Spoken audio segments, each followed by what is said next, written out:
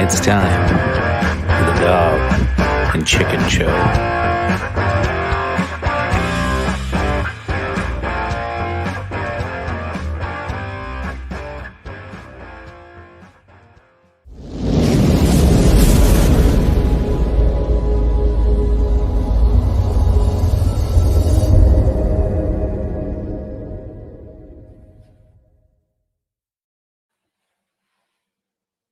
Welcome back, ladies and gentlemen. This is episode 68 of the Dog and Chicken Show.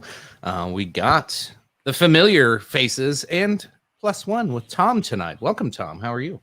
Am I not a familiar face here anymore? Well, say what a dick. Wow. Wait to single you. Damn. All right. All right. 1 minute. You got Merry podcast. Christmas. You got I see how it podcast is. friend zone, Tom. God.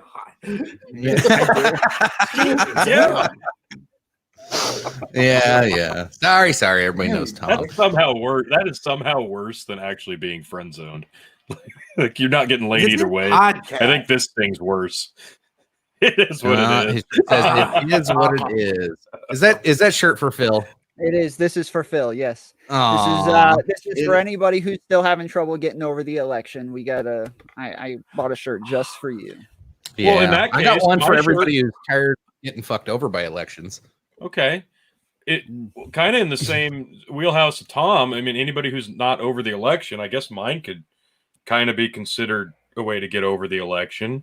This was the one I bought for the podcast last year that showed up 2 weeks after Christmas. So Is that Hunter Biden in a Santa costume? it think is that's Hunter Hunter Biden in a Santa costume. How'd you think that's know? my Wow. Coke dealer. Wow. I know. Your I'm a Coke little dealer's disappointed. Hunter Biden in a Santa costume? Wow. Dude, small He looks world. pretty similar to Hunter Biden. I'm not gonna lie. Not enough gray in the beard. Wow. Well, I had a totally different idea. Like now, in relation to your shirt, I've been kind of putting together a little musical number about if you think the election is a total fraud, you're probably right, but who gives a fuck? The world moved on and the truth don't count. If you don't believe me, just take a look about. So yeah, I'm working on a little musical number for just that. So, but yes, folks, welcome to Dog and Chicken Show, episode 68, Dominion over my heart. I am your king of extreme over at KOE Nation. We are joined by the one and only Tom from Tomfoolery, and we've also got the host of the Dog and Chicken Show, the one and only dog, the one and only chicken, and we have all come together to give you the greatest analysis possible, folks. So please hit that like, share, subscribe, send some shares to some friends, give them the greatest Christmas gift of all, the gift of KOE. I mean, really, Yeah. is there anything better? Wow. He Yeah. did I say can't the think of dominion. anything. He said the dominion of his Over heart. my heart. Is this the Dominion voting machines? Is this the same company? I don't know what to say to you. I don't know what you're implying. That is a sir. drinking I'm Are you word. saying implying- we're trying implying to that sneak you're a joke feeling- past the YouTube algorithms? No. I'm implying that your feelings are fraudulent, is what I'm saying. Oh, Wow. fraudulent feelings of the Dominion over my heart. This is topical romance novel terminology, folks. Like this is well done, So sir. let's touch on the Well drinking done. word since we've already said Dominion about 8 times already. Drink. Yeah. Our words are Damn it. conspiracy, lockdown, wrestling, president, Dominion, and 2021. Cheers, folks. And good news, folks. Oh, It won't dude. all be politics tonight. We do have. It will if we fun- let Phil do it. Yeah, we'll have to shut Phil off here after. Tom, a what are you while. drinking tonight? Tom, what are you drinking tonight, sir? I think it's Claus Du Bois. It's a rosé from California. Hold up. Ooh. Oh, lovely. Lovely. Okay. Rose Du Okay. Bois. Nice. California rosés are a lot fruitier, not quite as bitter as the European ones, but a And- Cortes de Provence French rosé, it always impresses the ladies. In about 5 minutes, once I finish that off, I'll be moving on to a Wild Horse red wine. Ooh. So Well, Ooh, Central all right. Coast. So Tom's gonna be getting Winoing. wine drunk tonight. Nice. Hey, I cannot rough begrudge. day. I've got a 2020. yeah. Hey, I cannot begrudge. I got a good collection of about 6-8 really nice bottles myself. So hey, man, I'm a lover of the vine and Vino Veritas. But Chicken, what are you drinking this evening, sir? I do have my normal, my Crown and Coke warm up, but I'll be jumping over. I do have a bottle of Jura that I really have been missing. I haven't had any in a couple weeks, so I'm gonna be hitting that here pretty soon. sweet. Ooh, which one? Oh, the Superstition, of course. Nice, nice. That's That sexy. Tony and I will be reviewing that one shortly over at KOE Nation. I've got a bottle of Jura Superstition. We just haven't had an opening to review it, so I haven't really opened it yet. So, Tony, what are you drinking this evening? First off, the Lynn in the Dalmore. comments What good says she, choice. yeah, Lynn's drinking the Dalmore tonight, fellers. That's always a good choice. Playlist. Tonight, I am actually just I'm dipping into Old Trusty here. I've got my spliced Jameson glass. I've got my handle of Jameson. That's I'll be honest, I'm drinking it down because I want to empty this bottle because this big bastard's really obnoxious on my shelf. Not gonna lie, I'm going back to the liter bottle. The 1.75 is just too big to be on the shelf by itself. It stands out a little too much. I like everything to flow nicely, and the feng shui is not there. And I have a new liquor cabinet in the garage. Mhm. Pretty So excited. you're drinking that to make everything flow better. Well, that's Yeah. sacrifice you got to make, T. Well, yeah, I mean, what I'm saying And, is once this is empty, I'll get a regular size bottle, and everything will just be aces after that. Lovely. This evening, gentlemen, I am sipping on Bullet 10-year bourbon, and if I feel like I might need to kick it up a notch, I might go to Wild Turkey Rare Breed. I'm feeling bourbon this evening, but Yes. I'm starting off with one of my personal favorites, Bullet 10-year. This one is marvelous. The review of this It will is be coming nice. up shortly on KOE Nation. But yes, Dominion over our hearts. And yes, Bullet 10-year does hold dominion over my hearts. And no, Tom, that is not a fraudulent feeling. My affinity for Bullet 10-year bourbon is legitimate. It is certified. And the Electoral College has even made it so. So yes, that is that So should not be rescinded. So let's start with this and get it out of the way because I'm sure this is going to take a This will while. take Let's- half the show. yeah, let's just get the politics portion of this out of the way now. Get it done. We can wash our hands and let's just jump right in. Where we start. Okay. So Electoral College has cast their votes. We do have dueling electorates in those votes that will likely not be counted unless something crazy happens between now and January 6th when Mike Pence opens them up and says, here's our votes. Now, what if something crazy happened? What crazy happenings would there be? Tom's all like, I don't know. Right now, it doesn't look like anything's going to happen. But Phil doesn't want to let go. I want to let go. Oh But no. Here's the thing. Like I said in my little musical number, the world's moved on and the truth don't count. It doesn't. Joe Biden, unless he gets COVID or something, will probably be the one putting his hand on the Bible January 20th. Okay, let's just all be frank here. Now, in terms of I've been being fraud, frank that for a will month. always be the echo of his first term if he is in fact reelected. But the echo of the first term will always be that of fraud. And people will say, well, where's this? Here's the problem.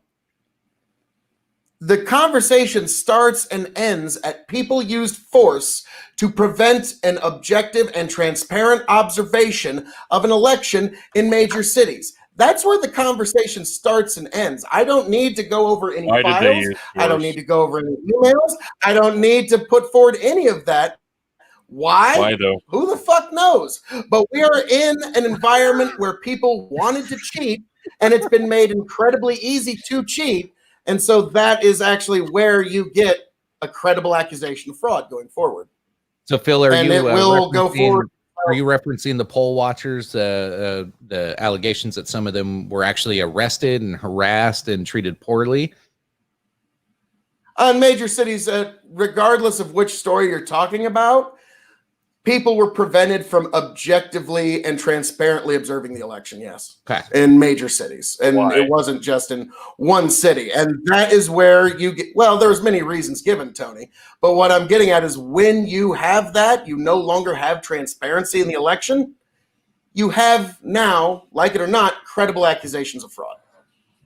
That's, I don't make the rules. That's the way it works. So going forward, Joe Biden. We're jumping Oh, over. we're gonna Tom's be like, fuck yeah, sullied. I'm on this. That's another drink. All right. Thanks, Bernie. Okay. I'm interested. I've been I've been sitting here for weeks wanting to see what we got here. All right. Yeah. So lots of these places had lots of reasons for not letting some people in to observe the counting of the ballots. So in some places, lots of Trump people or people on the Republican side, it was more likely that they were on the Republican side, where they chose not to wear a mask and then were removed because they're in a crammed spot with a lot of people. It just so happened that people not wearing masks were a little bit more likely on the Republican side. Just turns out that way. Okay. And and there were lots of other, allegedly, yes. And there were lots of other things, like there was one place that approved something that like doesn't justify 800. anything. There was a place that approved something like 800 people to observe a vote, but then could only fit at capacity about 500 something people in to observe the vote. And then there were another 500 people outside screaming and yelling, saying, why aren't we allowed in? Why can't we watch? They had barred the doors, blocked off the windows and everything. But the video shows that there's still No another reason for 500 that. people. And it was equal amounts of both Republicans and Democrats on each side observing the vote, who were still able to watch and see what was going on. Just not everybody who got approved to observe the vote was able to come and observe. Some states have rules where only lawyers are allowed to observe, and lots of the lawyers were there observing. But if you showed up late, they wouldn't allow you in. And so once you got there, if they had already started counting, they had already blocked off the doors. They already locked everything. They're not letting you in. They're not letting anybody or anything in or out. And these are more measures that are supposed to stop things like fraud from happening. They are supposed to stop things like too many people being there to observe the vote, so that the few who are there can actually view it. Save us from that. They can see it. They can tell what's actually going on, and it's not overcrowded. And in the city that we mentioned earlier, Lord, save us from too much observation of the vote. Please, Lord, can we please You'll be get saved your from that? chance, Phil. they had over 500 people in there watching, and lots of the people in there still complained that there were too many people and that they couldn't see what was going on.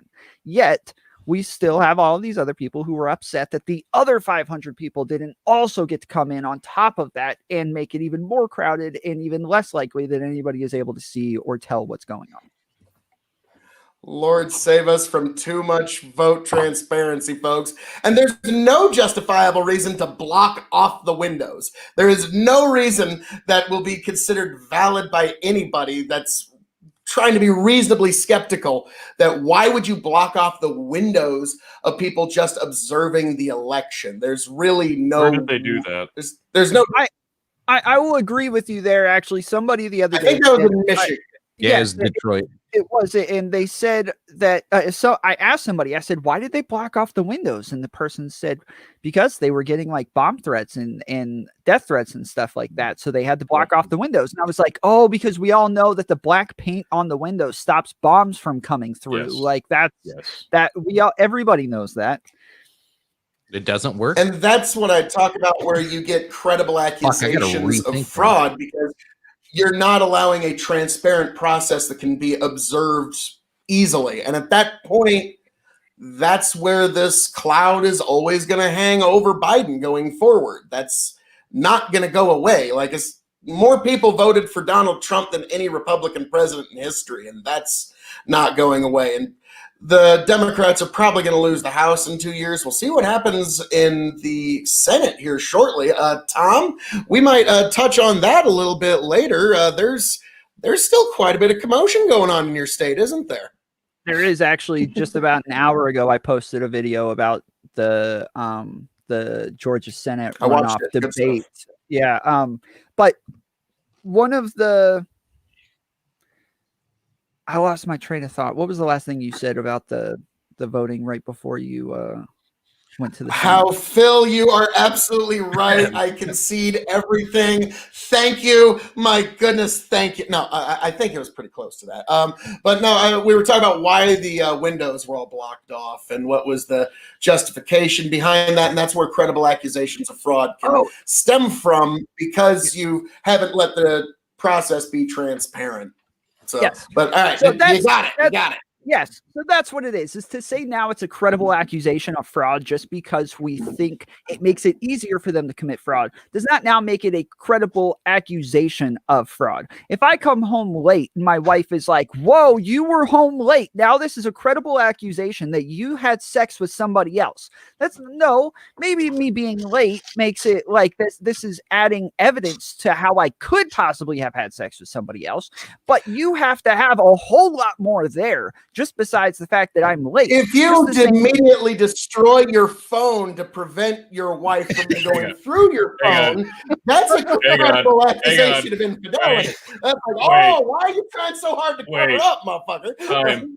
Time. I just have, Tom, when that happens to you specifically, I want you to video record that interaction using that flawless logic against your wife to say, honey, just because I'm late and you're accusing me of something doesn't make it right. And frankly, your logic is totally flawed and it makes you look stupid. Record that interaction. No, but that's the thing, though, is that she would have to have more than that, right? Like, normally, she wouldn't just out of nowhere, after years and years of knowing me. There's men out there paying way more in fucking child support and alimony for less. All right. Yeah, sure, but I'm saying, like, no girl has ever accused me of cheating on her because I am a trustworthy person, because they've never seen me do anything in my life that would make them think that I could possibly be distrusted. And so, like, there has to be something leading up to that. It can't just be that I came home late. Maybe there are other things in the past that makes me discredited or makes me distrusted, but it can't just be that one time I got stuck in traffic and came home late. Right, but if you get stuck in traffic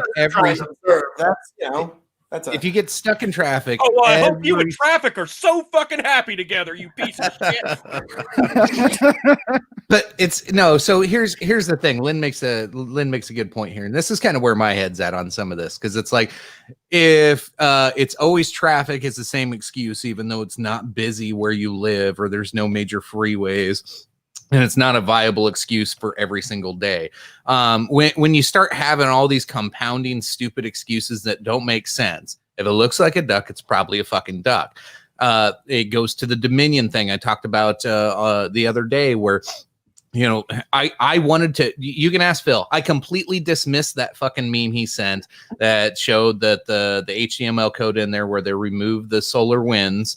And I was like, this is stupid. It's a nothing burger. And then I went to the site and actually looked at it. And I'm like, why would you deny right-click accessibility? And why would you just delete that? Like if you have nothing to hide, don't hide. And they went out of their way to like do extra. It was just like, what the fuck? Well, these aren't new things, though, and the problem is it doesn't mean anything. It doesn't mean that they actually did anything wrong. I'm just saying, wonder why people think this when every time you turn around, the Dominion guy was doing that interview, and I listened to the whole thing from start to finish, and I go, here we go. Okay, there we go. It's over. It's fucking done. And then that comes up, and I'm like, Jesus, now I can't trust this fucking guy. Like, can you just dot your T or dot your I's, cross your fucking T's, and Yes. and If the problem is though, is that if like I wake up from work that morning and my wife wakes up with me and she hands me coffee and says, I know you're going to cheat on me tonight. No matter what I do, it's going to look suspicious. I come home, like no matter what happens, I'm going to get home. She's going to start accusing me of cheating on her. And so like Trump planted the idea in everybody's head long before the election ever happened. Greater measures so of that transparency in your relationship. Just so that if he lost, he could make sure that he was able. This is the Dr. Phil episode again. It is, but yes, but they were able to. He was able to plant that idea way ahead of time, so that no matter what it was, the smallest little pieces of something immediately looked like fraud, and we're able to build up a million small little pieces, a million dots that don't connect, but they still look bad on their own, and now we're all just left wondering. I have a theory. Well, On the Hold on. Go ahead, T. I have a theory on why Dominion would do that on their website, Drink. It's so that guys like Phil have things to share daily as conspiracy theory ideas, is to still give people hope that maybe this is going to go their way, and oh shit, they're losing interest, they're losing faith. No, let's do something fucking funny. Hey, why don't you put a sign out on the front sign that says "Welcome Home, Hunter"? That'll really get them riled up.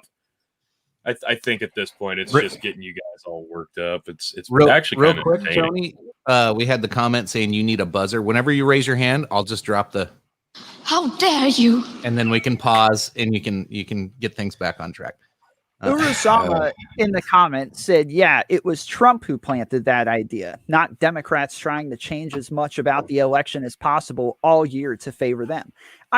If you can find something that the Democrats changed that you actually think was unnecessary when we're dealing with a pandemic as we are right now, lots of states are changing all sorts of things right now. It just seems like the election would fall in line with everything else that's being changed as well. But if you can find something that was unnecessarily changed, then maybe that would make sense. But before all of this, Trump was already saying that it was rigged and that they were stealing it from him. I think basic security requirements. Yeah, Tom, you mentioned like the things that weren't necessary during a pandemic. I don't disagree that, hey, maybe we should, do some things to allow people to vote if they're sick. And Tony and I have argued that against Phil forever. But I do agree that if you're going to do that, you have to have extra securities, whether that being signature verifications or something to go along with it. And a lot of times that was not the case. It was anybody can just mail in a fucking ballot and it looks good, we're good to go. And then the audit process like dropped from a typical 1.5% to 3% to less than 1%. Like there was no bad ballots in this election in these states after a mail-in voting process that was bunked. It's just too much. It's just too much stupid shit to not say that there wasn't some improprieties going on. In the last 4 elections, at least 1/4 of all Americans voted by mail in the last 4 elections before this one. And so it wasn't. Those were in states that had implemented those systems and were able to purge their voting rolls properly. True. Doing it nationwide like we did not have that same opportunity. And that's why you got all the same fuckery and chicanery that we do. And also when you're talking about things that didn't need to be changed, the signature requirements in Pennsylvania, for example, where they basically all but eliminated signature matching requirements in the state of Pennsylvania. And I called it a couple of weeks before election, like, well, now that this is in, it's probably going to flip Pennsylvania for Biden now, because now they've basically gotten rid of all but the most minor signature verification requirements. And for about a week before the election, there was none. And so those are the kinds of things where they're trying to eliminate as much verification, eliminate as many barriers to making sure that this is a valid vote as possible. Those are the things that didn't really need to happen. And yet they did. So that's why you're getting the complaints you're getting. And that's why these accusations are going to be pretty constant. But no, Tony, we're not. Oh, we lost Tony. Damn. But yeah, my computer's here. The audience's eye is right there, so I must have missed them. All right. Hey, how we doing there? But yeah, I find it. But yeah, the mass mail-in ballot, well, we're getting more of it now. It delivered the Democrats a presidential victory. So you can expect the mail-in ballots to be ramped up from here on going forward. So one of the things that the Democrats had been doing since the very last election when Obama won was they were saying that more people should be allowed to vote. We should have less security around it because it is just stopping more democracy from happening when we have such a low amount of fraud in the first place. And so things like eliminating signatures was already coming. In Georgia, we got rid of voter ID laws. All I have to do is walk up there, say this is my name and this is my address. And as long as those two things match up, then I'm able to go vote. And that's the way most states are starting to do it because they want to make sure that as many people as possible are able to vote. So I could go to Georgia, I could say your name and address, and I could fill out your ballot. Mm-hmm. Yep. No, that's not cool. Not a fan. Yeah, there's a little bit of room for fraudulence there, but no, yeah, no, there's not. the idea There's that room, but every vote should count. You know what? We've already Tom's established just stuck that in in your traffic. state of Georgia. Hang on. In your state of Georgia, in the primary, we had 1,000 people that voted twice. So, by your estimation, you think all those extra 1,000 votes should count, despite the fact that they're completely fraudulent and have no right to be included in the voter roll. So you think they should still count regardless? No, of course not. Then we need to have more verifications and security in our voting, man. How can you say we need to have less security?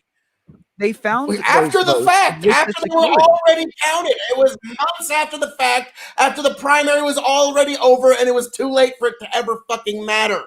So yeah, that's why we need to have greater security in our voting, so we actually have integrity, so people can trust that their vote actually counts the way it should, because we don't have it now. No, they won, Urasama. Obama won that election. I do like the come on, man. No, I need Come to get on, Biden man. buttons. Now that we're gonna have to suffer through Biden for 4 years, I need to update my soundboard to have nothing but Biden quotes. Oh, I've got a couple pulled up on my. I need my come on, man. Grow the farm up with a great quote here. KOE just making Christmas great again. Thank you, sir. And definitely go check out Grow the Farm Up on YouTube. Another great channel. But yes, I'm making Christmas great again. I'm making extremeness more extreme again. And in 2024, be sure to vote KOE. Do the right thing. Vote extreme. So, all right, moving onward and upward. Yeah, Bernie says she has a card that she has to show when she goes to vote, and that's I think Nebraska does a really good job with it. It's when you go to get your driver's license, you can easily sign up there. You can sign up online. There's all kinds of ways you can sign up in Nebraska for registering to vote, but yes, they do ask that you have your voter registration card with you when you get there. It's not that big a deal to get one. It's not hard at all. You don't have to pay any money. You don't have to do anything fucking really that special. You just have to say, hey, I'm a real person and I verified my address. It's no different than most things, like most utilities that you set up. Like if you want internet service at your house, you have to have a guy come over and you pay your bill, and you don't even have to go that far. Nobody has to come to your house and you don't have to pay for anything. You just have to prove to the government that you live somewhere pretty much and that you are who you are. That's so much to ask. And I don't know how that is voter suppression when this is something every single person has to do in life one way or another. Even if you don't drive a car, you still have to do these basic requirements for other purposes. Why can't I do this for, voting? I don't understand it. So there were studies done that showed that something like 27% of Black people don't have an ID, or Black adults. And Sure. So when all of a sudden we see that a massive, it's much more in the Black community than anywhere else, where they just don't have IDs. And then we say, okay, now everybody has to have an ID to vote. Well, they started saying, well, what if I can't afford to get an ID? Or what if I don't have a car to go get an ID? What if, like, why all of a sudden, for the people who it's easy for the people who have this money and have cars and things like that, why is it now easier for them to vote than it is for me? Shouldn't it be just as easy for everybody? So I felt the same way initially. I thought, you know what, voter ID, this is simple. There's some holes there. Because like most in probably some of these more urbanized districts that you're probably speaking of, a lot of them do have public transportation that is not expensive at all. If it's a time for work, there's ways that like I would get behind. And I'm sure even Phil would get behind even a small little program to help people, whether that be most jobs have to give you time off to go vote. How about if you're not registered to vote, like it's all you have to do is say, hey, I need a day off. And I don't know, maybe there's some kind of verification thing and you can get like a little write-off on whether it be taxes or you get a little check in the mail or something like, hey, yeah. And then we can secure our elections. I mean, there's a good why can't we just like when you go and register to vote, you get a little ID card, right? Why can't we go a little step further with that and make it look like a fucking driver's license with your picture, with your party that you're choosing to be affiliated with, that says I am registered, that you can go and scan like a fucking license? I don't understand why we can't do that. Lots of people have proposed all sorts of ideas. When all of a sudden these voter ID laws started coming out, lots of people said, hey, look, let's just make like IDs free for some people, or let's have like let's have a program where if you can't afford it, like you get it for free, or let's do this, or let's do that. Or, they came up with all sorts of ideas to try to make it easier for people to get their IDs. The problem is that every state that came out with voter ID laws didn't do any of those things. They still kept it just as hard for those people to get their IDs as it was before. And so it started to seem as though there was some inequality when it came to who gets to vote and how easy it is for them to vote. I still think it's a small thing. It's just to go get an ID. That's still a very small thing. Like it's $20-$30 probably. It's that, there's DMVs all over the place. You can still be a lot of money to some people, but maybe, yeah. But the problem is that whether it's a lot to me or a lot to you, all that matters is that it's harder for some people to vote than it is for others, and that's just a problem. It just is. That's all. Confirming who's voting, confirming who's voting on that ballot is who they say they are.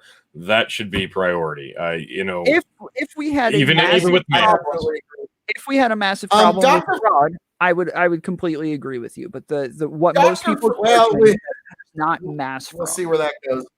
But Dr. Frank Luntz had a very interesting take on this. And he's like, I do not understand how the idea of voter ID became a political issue in our country. We are trying to achieve better transparency and better accountability in our elections.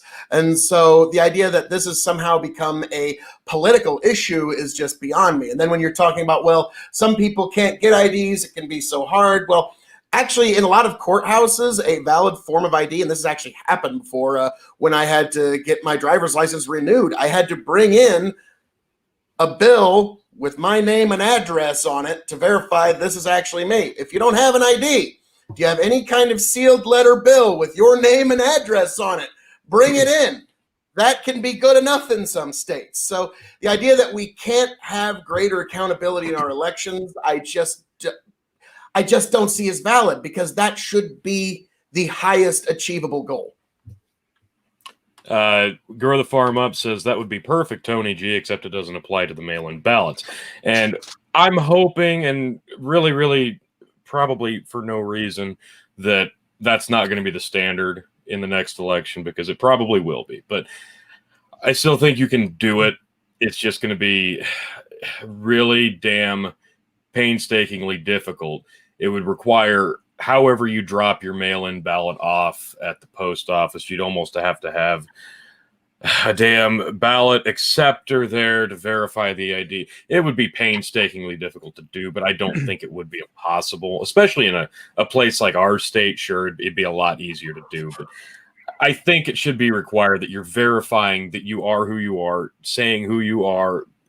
It makes too much sense not to try and do to me. I don't see why we're even tiptoeing around. It doesn't matter about the scale of fraud to me. I don't care if it's one vote or a million. I don't care how many it is. I want, if I'm supposed to feel like my vote is supposed to count, and they say every vote counts, well, obviously not, because every year, every election cycle, we accept the fact that, well, there's going to be some mistakes. I mean, look how many people voted this year. Of course there's going to be mistakes. Then no, not every vote matters. And I don't care who won or who lost. That's the problem. That needs to be addressed. I agree with you, and I made the same argument.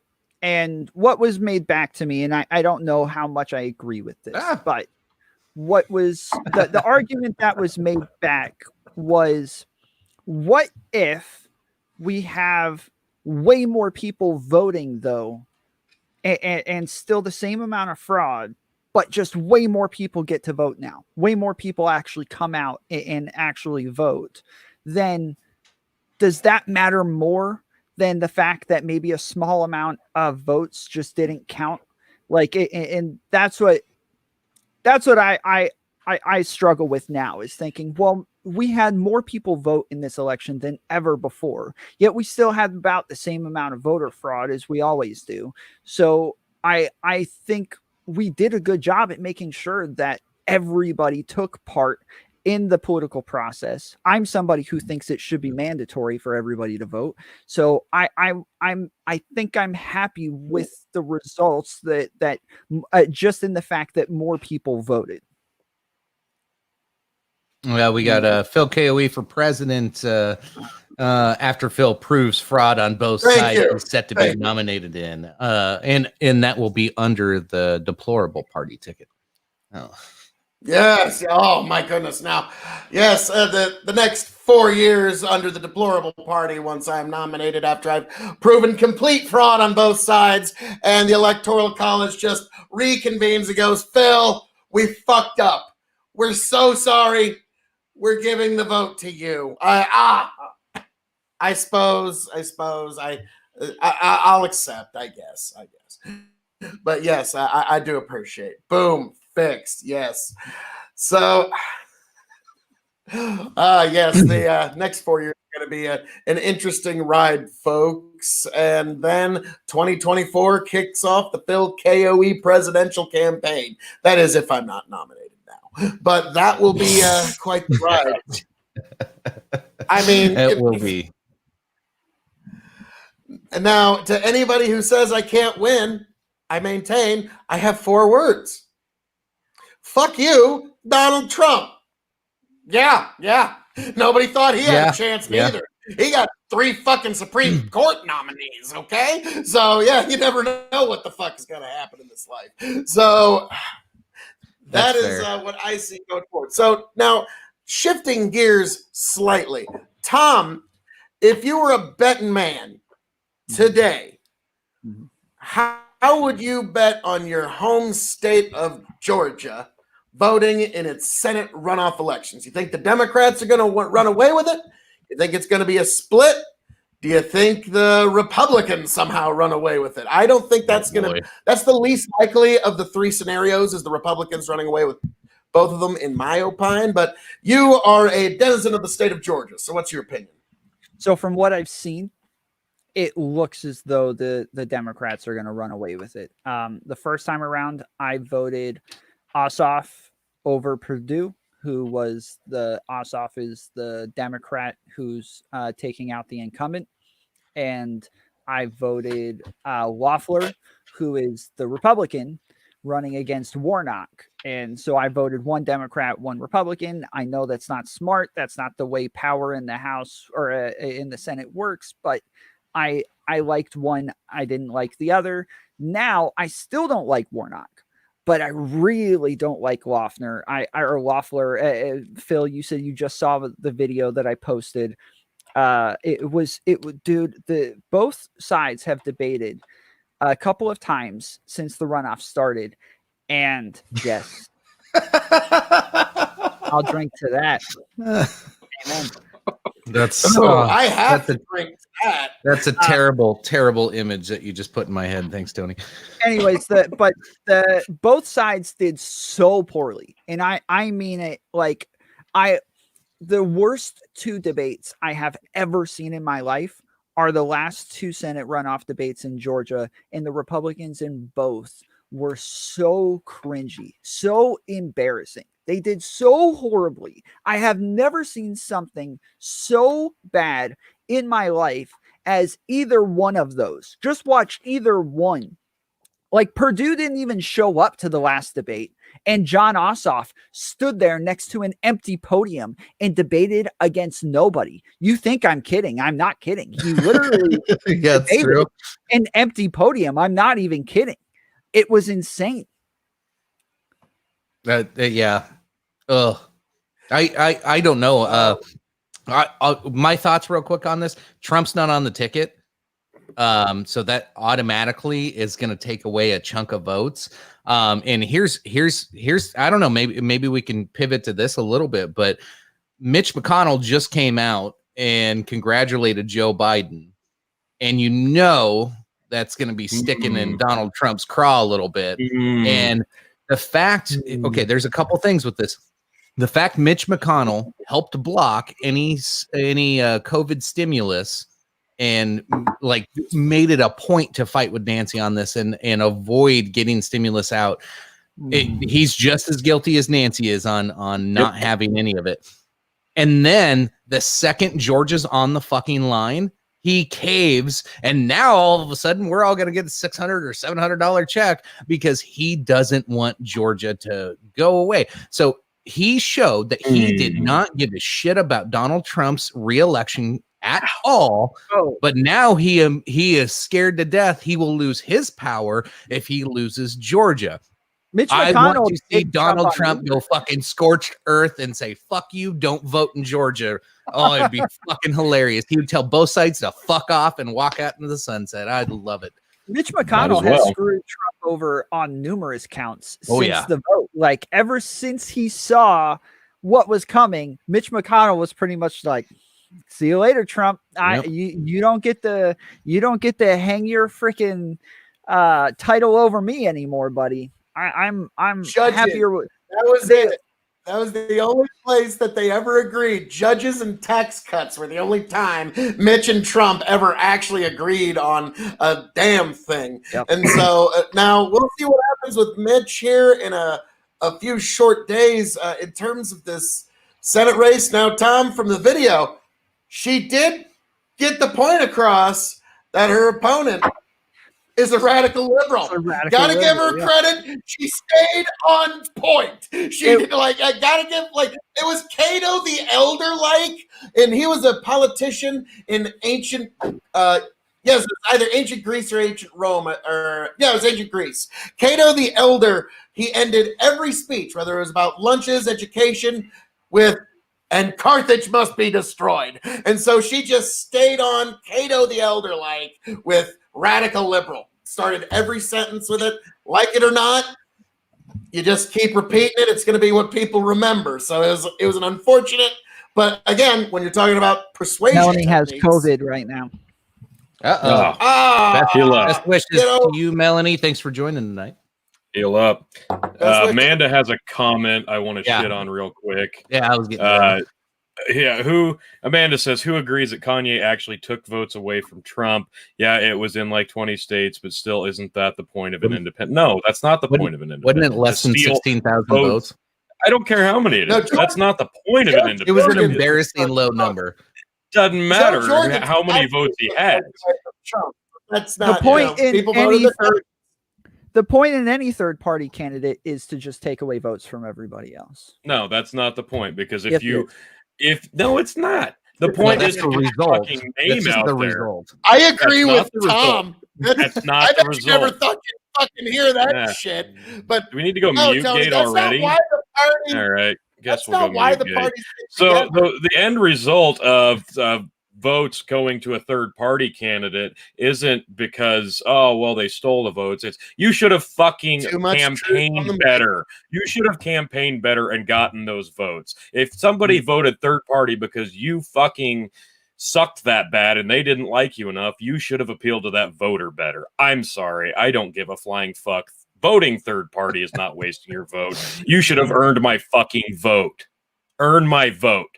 Don't force me to vote third fucking party because you suck and your opponent sucks just as bad. Earn my vote.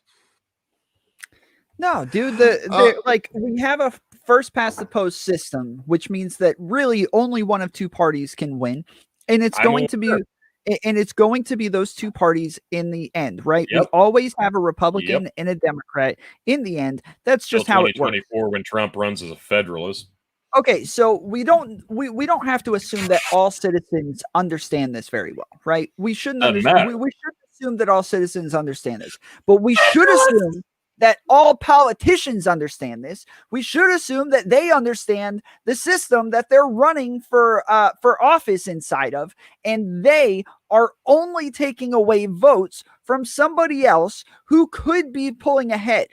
Then the candidate should have campaigned and appealed to that voter. Screw the candidate. I don't care about the candidate himself. I don't care what he's able to do. All I care about is what the outcome ends up being. And we all know that with third party candidates, I can't earn somebody else's vote for them. I can't make them campaign, but I can look at these other third party. The whole point of campaigning is earning somebody's vote. And if they didn't campaign and appeal to me with over 4 years or over the caucuses, and I'm like, well, the current president, I don't want to vote for him. His opponent, I don't really like him. He's creepy. You know what? Fuck it. I like the fucking third party candidate because her platforms appeal to me just a little bit more. I'm going to vote for her. I know she doesn't have a chance in winning, but you know what?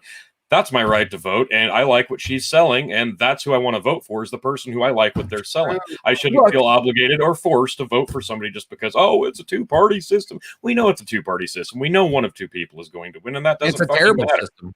It's a terrible system. And if you are expected to vote, if you're expected to vote just because you have a registered Democrat or Republican card in your back pocket, then why even have voting at all? Just register as one, and that's what your vote counts towards.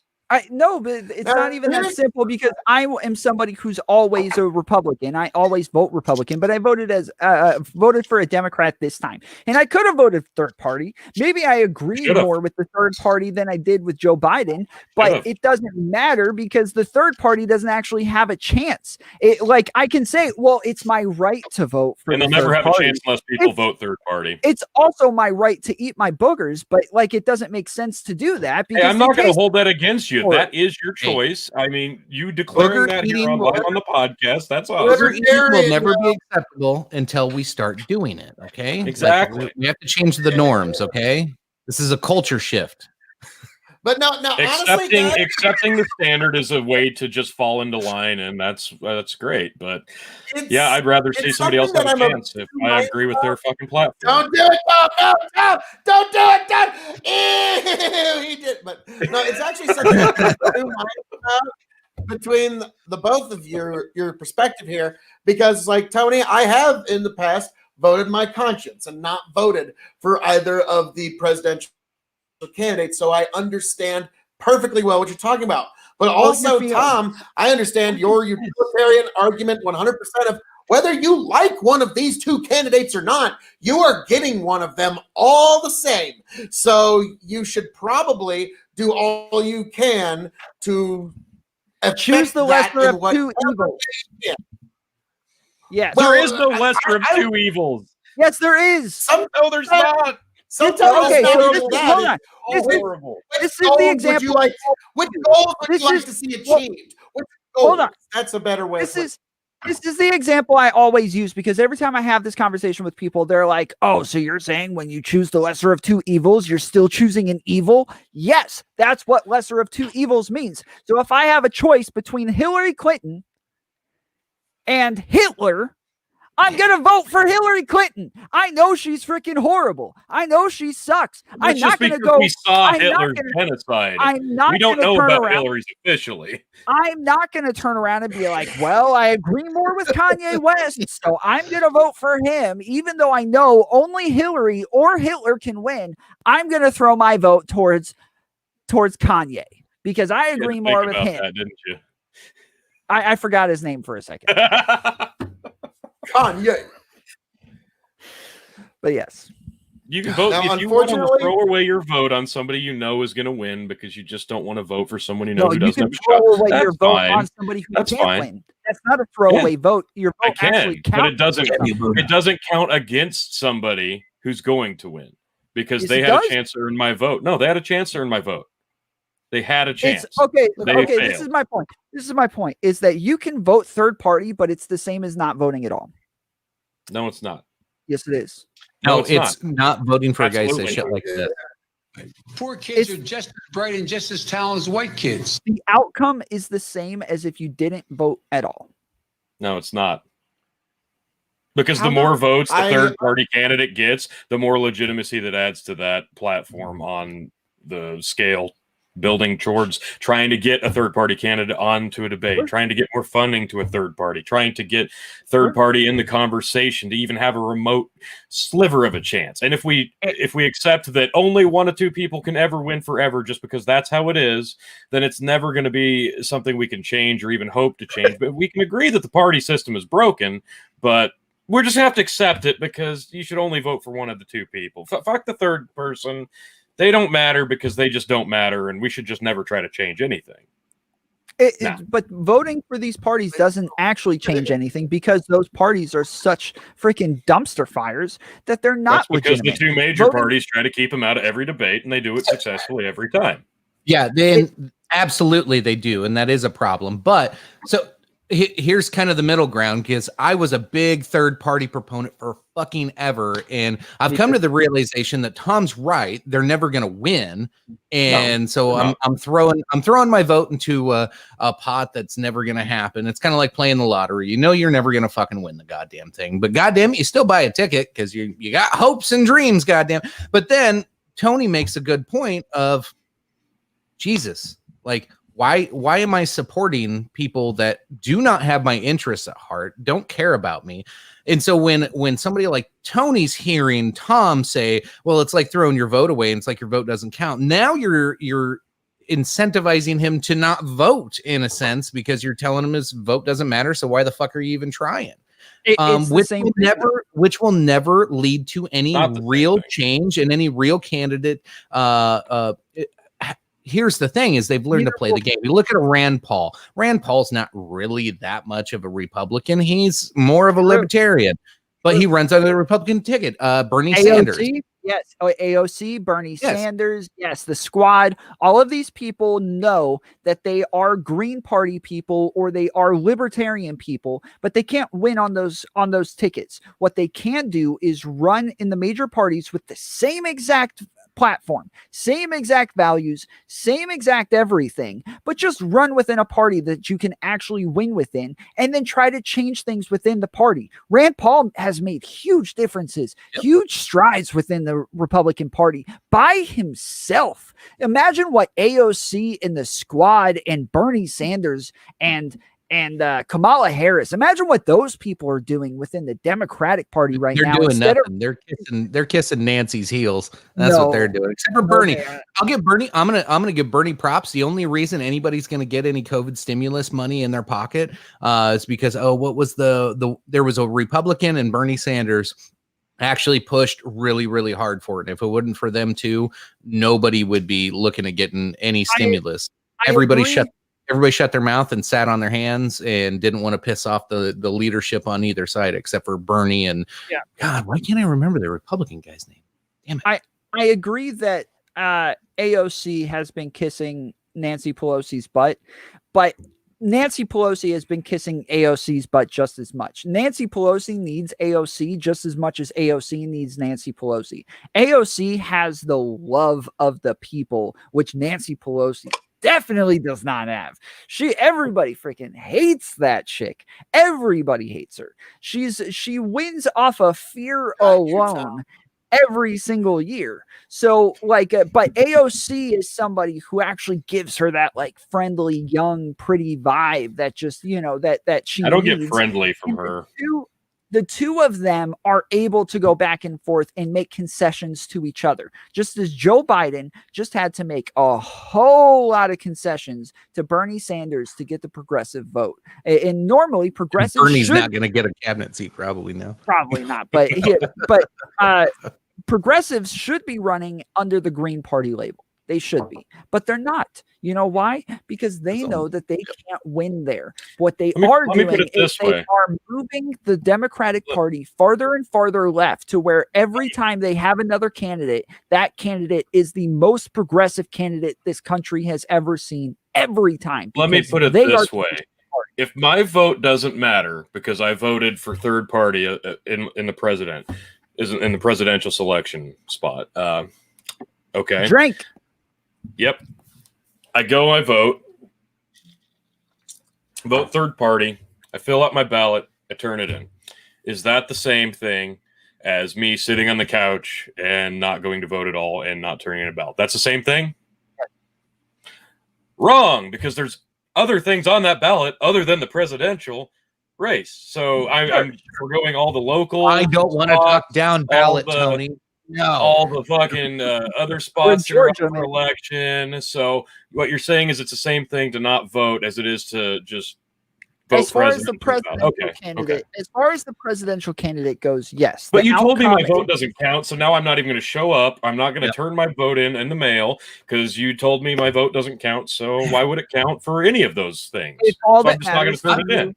if all that matters to you is the presidential candidate and nothing down ballot, then yes, like yeah. You told me my sure. vote doesn't count, so why would it count Yeah. for anything else? Your This- vote this- for- we're talking about the presidential candidate. Yes, Tony- for the Tony's- presidential candidate. it Maybe doesn't I'm too count. stupid to understand that, though, and I'm just like, well, my vote doesn't I, count. And he I told me don't so. doubt that right now.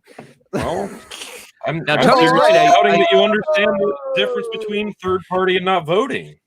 Tony's right. I brought this up several weeks ago, like prior to the election. That's It was, right. Tony was is right. whenever you tell somebody that your vote doesn't matter because you're going third party, you are throwing away all those other down ballot votes and in the other important decisions. So where especially those how many states legalized marijuana? It was 3, and then we had another state legalize like all drugs, but like none of those would happen if people really believed that and didn't show up to vote. Yep. Because like you're just suppressing your own progressiveness, I guess, in a way. At that point, whether you like those votes or not. But those down ballot initiatives like that, the ones that the AOCs of the world will not have put on a ballot or even do a floor vote in the Senate and not push any of these other things that the American people have actually asked for and actually probably need, then you're stopping democracy altogether and not allowing the people to be heard with these down ballot initiatives. So who gives a shit about the judges? There's a bunch of those that nobody knows who the fuck they are, but it's those other ones. How That, dare you? name Now, one it- judge that didn't throw you or like find you guilty of something. Like, do you know any judges? Like- Mills Lane, yeah.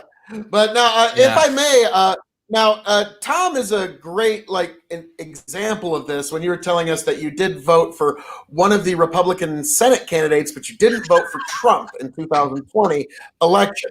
Now, here's Tom looks like. Oh, but God, sorry, that's our governor, Governor Pete. But so Tom voted for a Republican Senate candidate, and in the House, Republicans actually expanded their majority, and we might. It's going to come down to Georgia. If they hang on to the Senate, they'll hang on by the hair of their chinny chin. We'll see what that happens. But if we take the election results as a given, winky face, if we take them totally as a given, the analysis that you could draw from that is people are not averse to voting Republican, but they might have been averse to voting for Trump. And Tom is an excellent example of that because you didn't vote for Trump. You have voted for Republican candidates in the past, but you also did vote for Republican candidates. So we will see what happens here in Georgia going forward, but that is one lesson you could take, and that's why another issue with when you talk about down ballot, I mean, there's still some value to folks. But now, Tony, what you are, yeah, that's Pete Ricketts. But now, Tony, what Tom is saying is that in terms of the presidential election, whether you vote a third party or don't vote at all is basically, yes, they're two different things, but it is a distinction without a difference. in regards to the presidency of the United States? Do you only receive a ballot that has only that A on it? whole No, lot you of- don't. Funny you mention that, Tony. A whole lot of people did this year. They Weird- can weird. do that if they Funny choose. that- You are not going to be handed a ballot that only has an oval for the fucking presidency. There's a whole lot of other A shit on lot there. of Whether you that decide or happened not, this that's year. on you as In a voter. essential swing states. What do you know? In essential swing states, just that happened. That's in on the voter. That's not thousands. on the ballot. The ballot doesn't just have vote for president. That's it. If you don't fill it out, that's on you. How about yes, to- but, you know, funny mention. I don't know. Let me land in the middle of the Not two of you wrong. guys on this. Let me land in the middle here. How about like some of the evidence we've seen, the videos we've seen of people going out and trying to persuade people to just vote for whatever they were pushing at the time, whether that Shame or bully. Yeah, that's a good way to get votes to go your way too. Well, no. People were going to like nursing homes and older people and things like that, and saying you're voting Biden, right? It looks like you circled the wrong box here, or are you sure this is what you want to do? And they had us a definite agenda. Now, whether you believe Project Veritas videos or not, like there's gonna be those scenarios. And what was that one lady in Texas? Like that was real. Didn't she go to fucking jail for that? Like she got busted with several counts of voter fraud. I thought. I could be wrong on that, but I thought she got the book thrown at her. I thought So- that got debunked, but who knows what did. that Last means. I checked, so everything she understood ahead of time that she was being recorded. They told her what they wanted to hear, and she just kind of fed them all of the lines and information that she wanted. This is the Project Veritas one, right? That's what she says, at least. She could just be trying to get out of a criminal suit or something like that. But at least what she says is, yes, they told me that they were doing this ahead of time, and I just kind of fed them the information that they wanted to hear. Gotcha. Oh, okay. No, okay. I read a different story. So it was a woman in 2016 that got caught of something similar that just got sentenced to 5 years. That's Oh, what I wow. was looking When it comes to Project Veritas, I always like to remind people on the right that I know this, like, well, film doesn't lie. No, Edited film can kinda does. lie, and I'm going to prove it to you in 2 words: Covington Kids. Yeah. That was an instance where film was edited to give a completely different narrative than what actually happened. So you have to take things like this with a grain of salt, and always, I mean, come on, folks. I want the KOE Nation, the Dog and Chicken Show, the tomfoolery audience to have the best possible sonar and radar for fake news. So always take these things with a grain of salt. And it's like a very wise man once said, believe half of what you see and none of what you hear. Yes. Especially Yeah, now in the era of edited film and deep The fakes. worst thing that they ever did, if you go look into the Acorns case with Project Veritas, they had an Dressed like a insane pimp. amount of deceptive editing and like pushing the people to say certain things and do certain things. And thankfully the other side was recording as well and got them on everything. Like the whole Acorns case with Project Veritas, if you want to see just Right. how bad they are, like how much you should distrust everything they put out. And they do put some things out that like they get it right sometimes. They do. Once in a blue moon, they get it right. Like once out of 100 videos, it's actually correct. But Have we seen anything out of the CNN ones? I quit Uh, watching them because they were all nothing burgers. I was yeah, like, this is it was so nothing. bad. Like it was on. I'm like, okay, so we got Jeff Zucker who really believes the shit he's spewing out of his mouth. That's all I learned. I was like, oh, he's not faking it. Jeff Zucker really does believe this stuff. Okay. That's all I got. Weirdly out of enough, the Project Veritas leaks actually liked me. I actually ended up liking Van Jones more than I did before. No, that would made it worse. Ugh. Well, no, because that guy will actually wink at you before he lets you look behind the curtain. Like that one was kind of like, okay, in professional wrestling, there's kayfabe. There's your gimmick that you put out front for the world to see, and then there's you and you're home alone with your family, and you're just chilling in front of the paper. And that was just like Van Jones is like, yeah, kid, you're talking about my on-air gimmick, okay? When I'm on air, I gotta keep in gimmick, I gotta stay in character, but nah, this is how it really is, kid. And so I've always liked Van Jones a lot more ever since then. And like even during it was one of the debates, or it was the Democratic National Convention, where Van Jones even said, he gave you a little peek where he went, whether this is the worst speech ever, it was an awful speech, we're still going to have to say how it was the best speech ever regardless.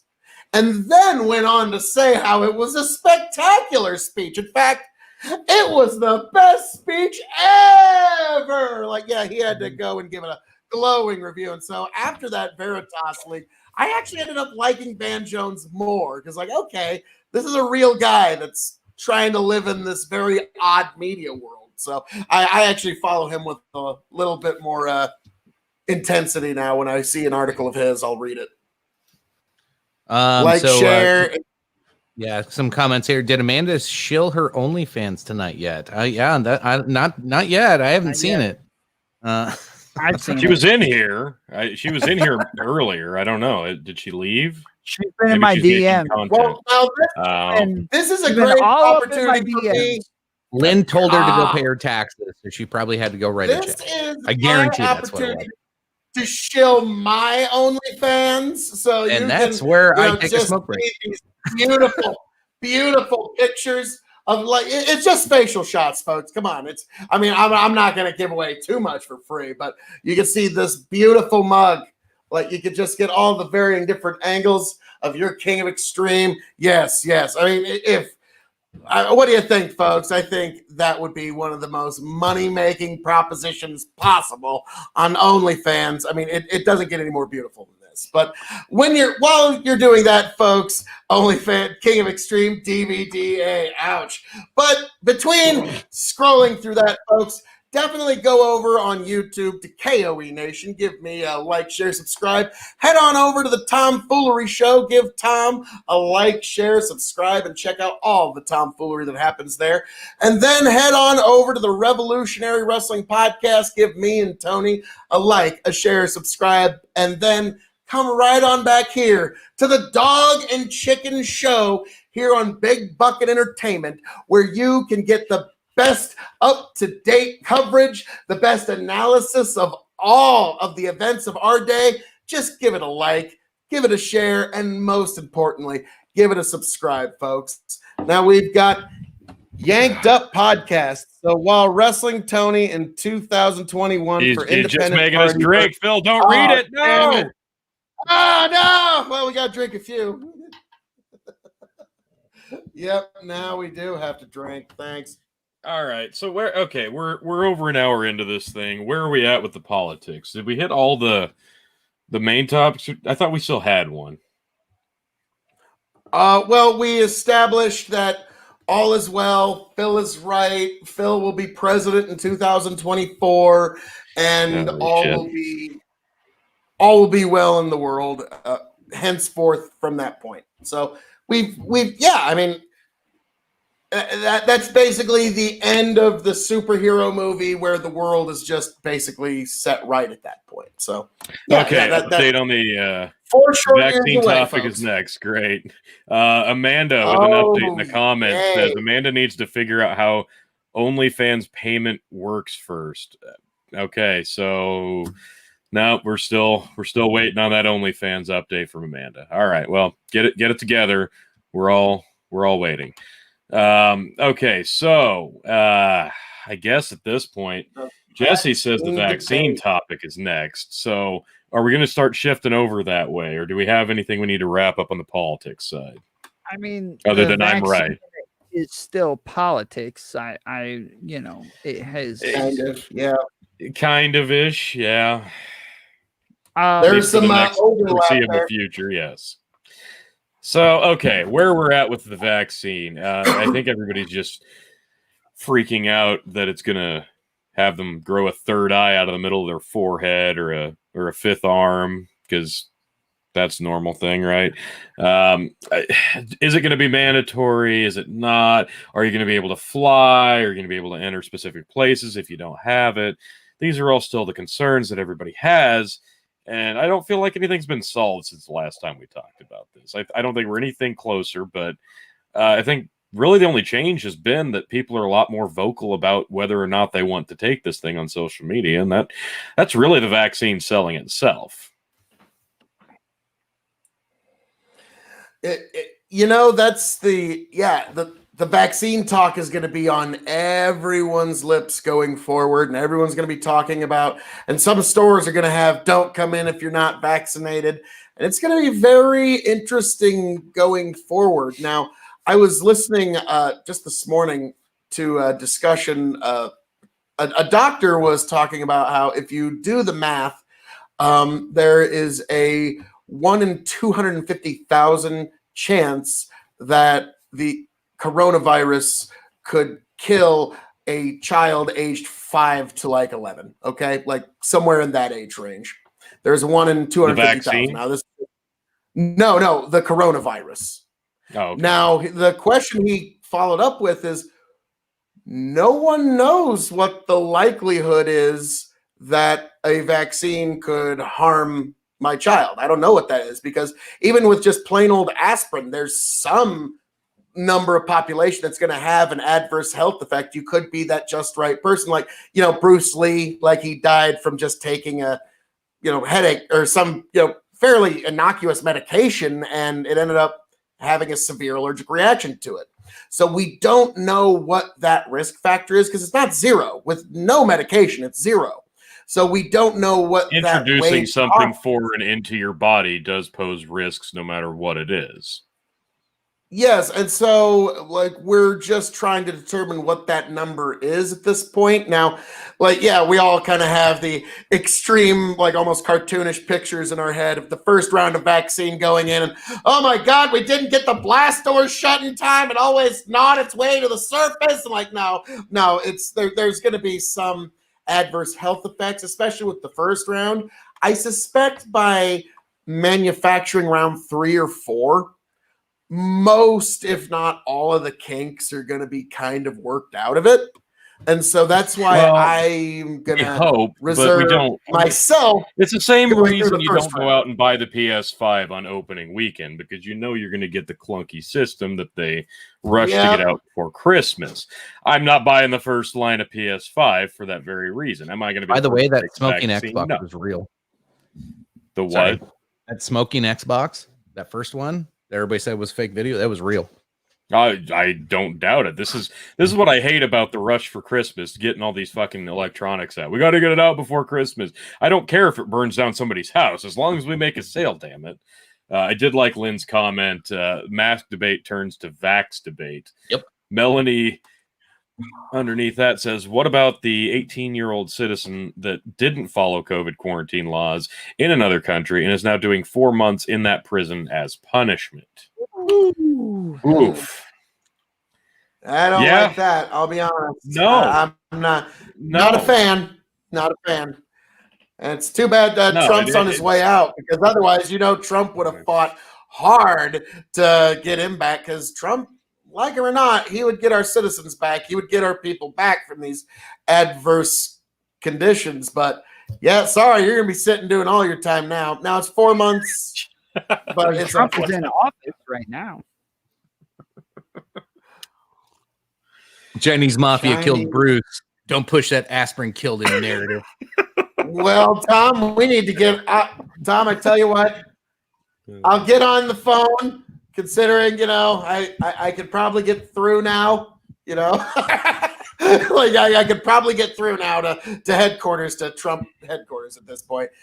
But we'll see what happens. Mar-a-Lago is going to be a hell of a lot. Still your president, Phil. Yeah, getting back to the vaccine. Hashtag forever, my president. Yeah, let's shift back. Phil won't let us, but we're going to shift back to the vaccines. Still your president. Holy shit! Forever our president in our hearts. Okay. Anyway, so vaccine wise, I'm going to refute. I don't give a shit. I'm going to refuse the vaccine.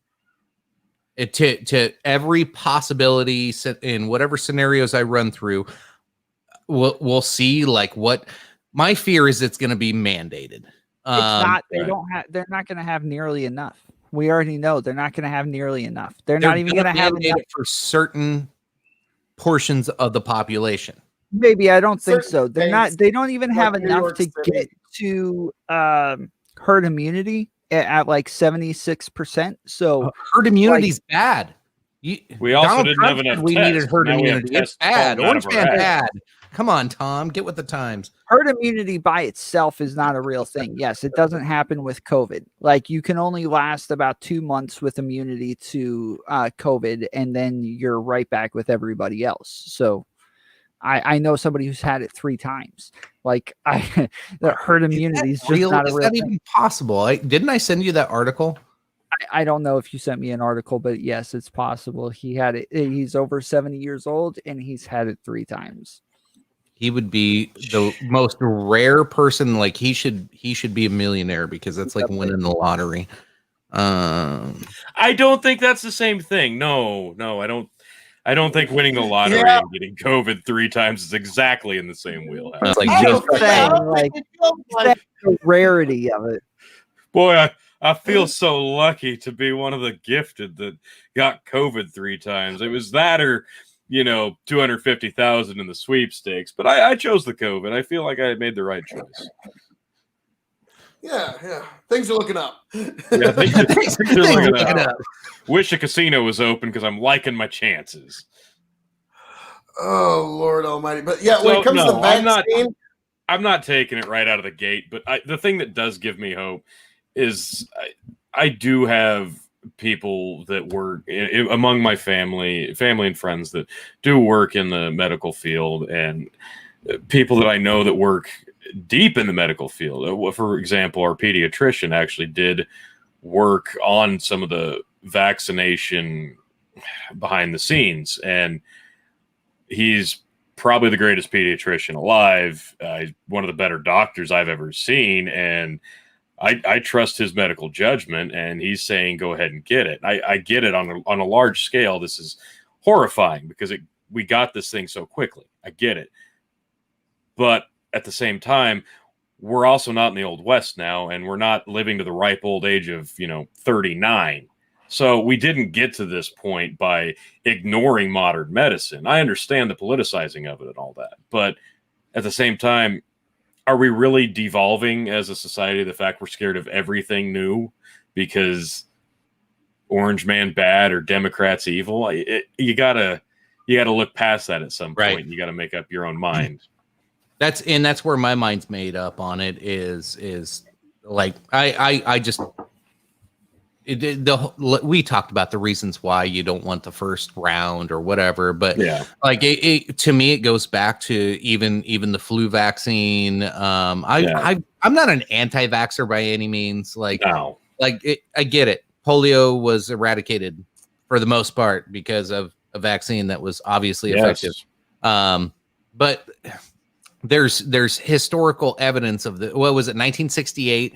There was a swine flu pandemic that ended up kind of being not really one. And then they forced vaccinations on, I can't even remember how many. It was a lot of fucking people they forced vaccinations on because there was 200 people at a military base. Oh my God, what's going on? Don't even put it on screen.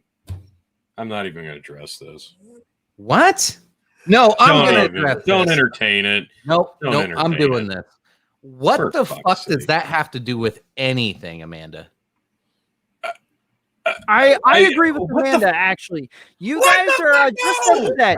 You guys are just upset that a black woman helped make this drug, and now you're refusing to take it. And if it was just a black man, maybe you'd take it. But no, a black woman, no. Now you're not going to take it. Now you're not even going to consider it because she has a vagina and breasts. You're so terrified of vaginas, aren't you? You're so terrified of vaginas. You can't just look it right in his eyes and say, I appreciate you. I appreciate you. Wait a minute. Oh, my Lord. Wait, pull it back up. Uh, Amanda, how dare you assume that person's gender? Um, How dare you? How dare you? Whoa! But yeah, Tom, so strong, so brave. Oh wow! That was, sorry. well, You know sorry. what? well I'm, done, betting- sir. I'm just guessing here, but I'm guessing I it had wasn't no just idea a who made black it. woman who helped create it. And Amanda thinks she's doing something here. She said this earlier. She says, "Dance puppets dance." I think she thinks she's the only person in the comments that we actually pop on the screen. I don't know Yeah. why she thinks she's special. That's all I've We're still seen. waiting for you to figure out your OnlyFans. If a bunch of big-titted barista bimbos can figure out how to get their payment info to work on OnlyFans, I don't know why you can't. Again, I'm telling you, it's because you have to fill out tax forms if you accept money on the internet. Well, and God she's not forbid willing to we do do that. that. So. They're not going to pay taxes. She's like, yo, if immigrants aren't paying taxes, I'm not paying them either. Oh, How dare yes. you. We are sexist, Sexist. apparently. Yes. Yeah, we're only sexist when we're pushed. Yeah. That was the most ridiculous comment I think we've ever had on the show. I'd So, say that's in contention for ridiculous. I calls know. here. I know I've had a lot of them. yeah. Yeah. I personally ranked up there a number of times. I know I have. Yeah. Anyway, so back to the vaccine. Jesus Christ. What vaccine? Yeah. Yeah. yeah. Why would What? we get I didn't- vaccinated? I don't understand. There's a vaccine, the Trump vaccine, which is Oh, God. so funny. Oh. Oh, I I don't don't be even wanna- taking credit for this now. Which When did I would Trump not become want a to black put my woman? name on it. Nope. I I'm don't not going know. down that Trump's a road. black woman. Trump's a black woman. No, yeah. I wouldn't want Yeah, my Trump must name be a on the black first woman round of vaccine Because ever. if it's the Trump vaccine, Yes, Trump's a black woman. yeah, obviously. Oh. My black name is woman. Donald Trump, and He's on the birth last orange. day of my presidency, I am going to identify as a woman for 1 hour. So yes, fuck you. Donald Trump was the first ever female president of these United States. He needs to do that. His last day in office, he needs to come out and say, "You know what? I've been living a lie for my entire life, and I'm sorry. I'm a woman trapped inside of a man's body, and I would appreciate it if you would all address me now as Delilah moving forward Okay. here All on right. out."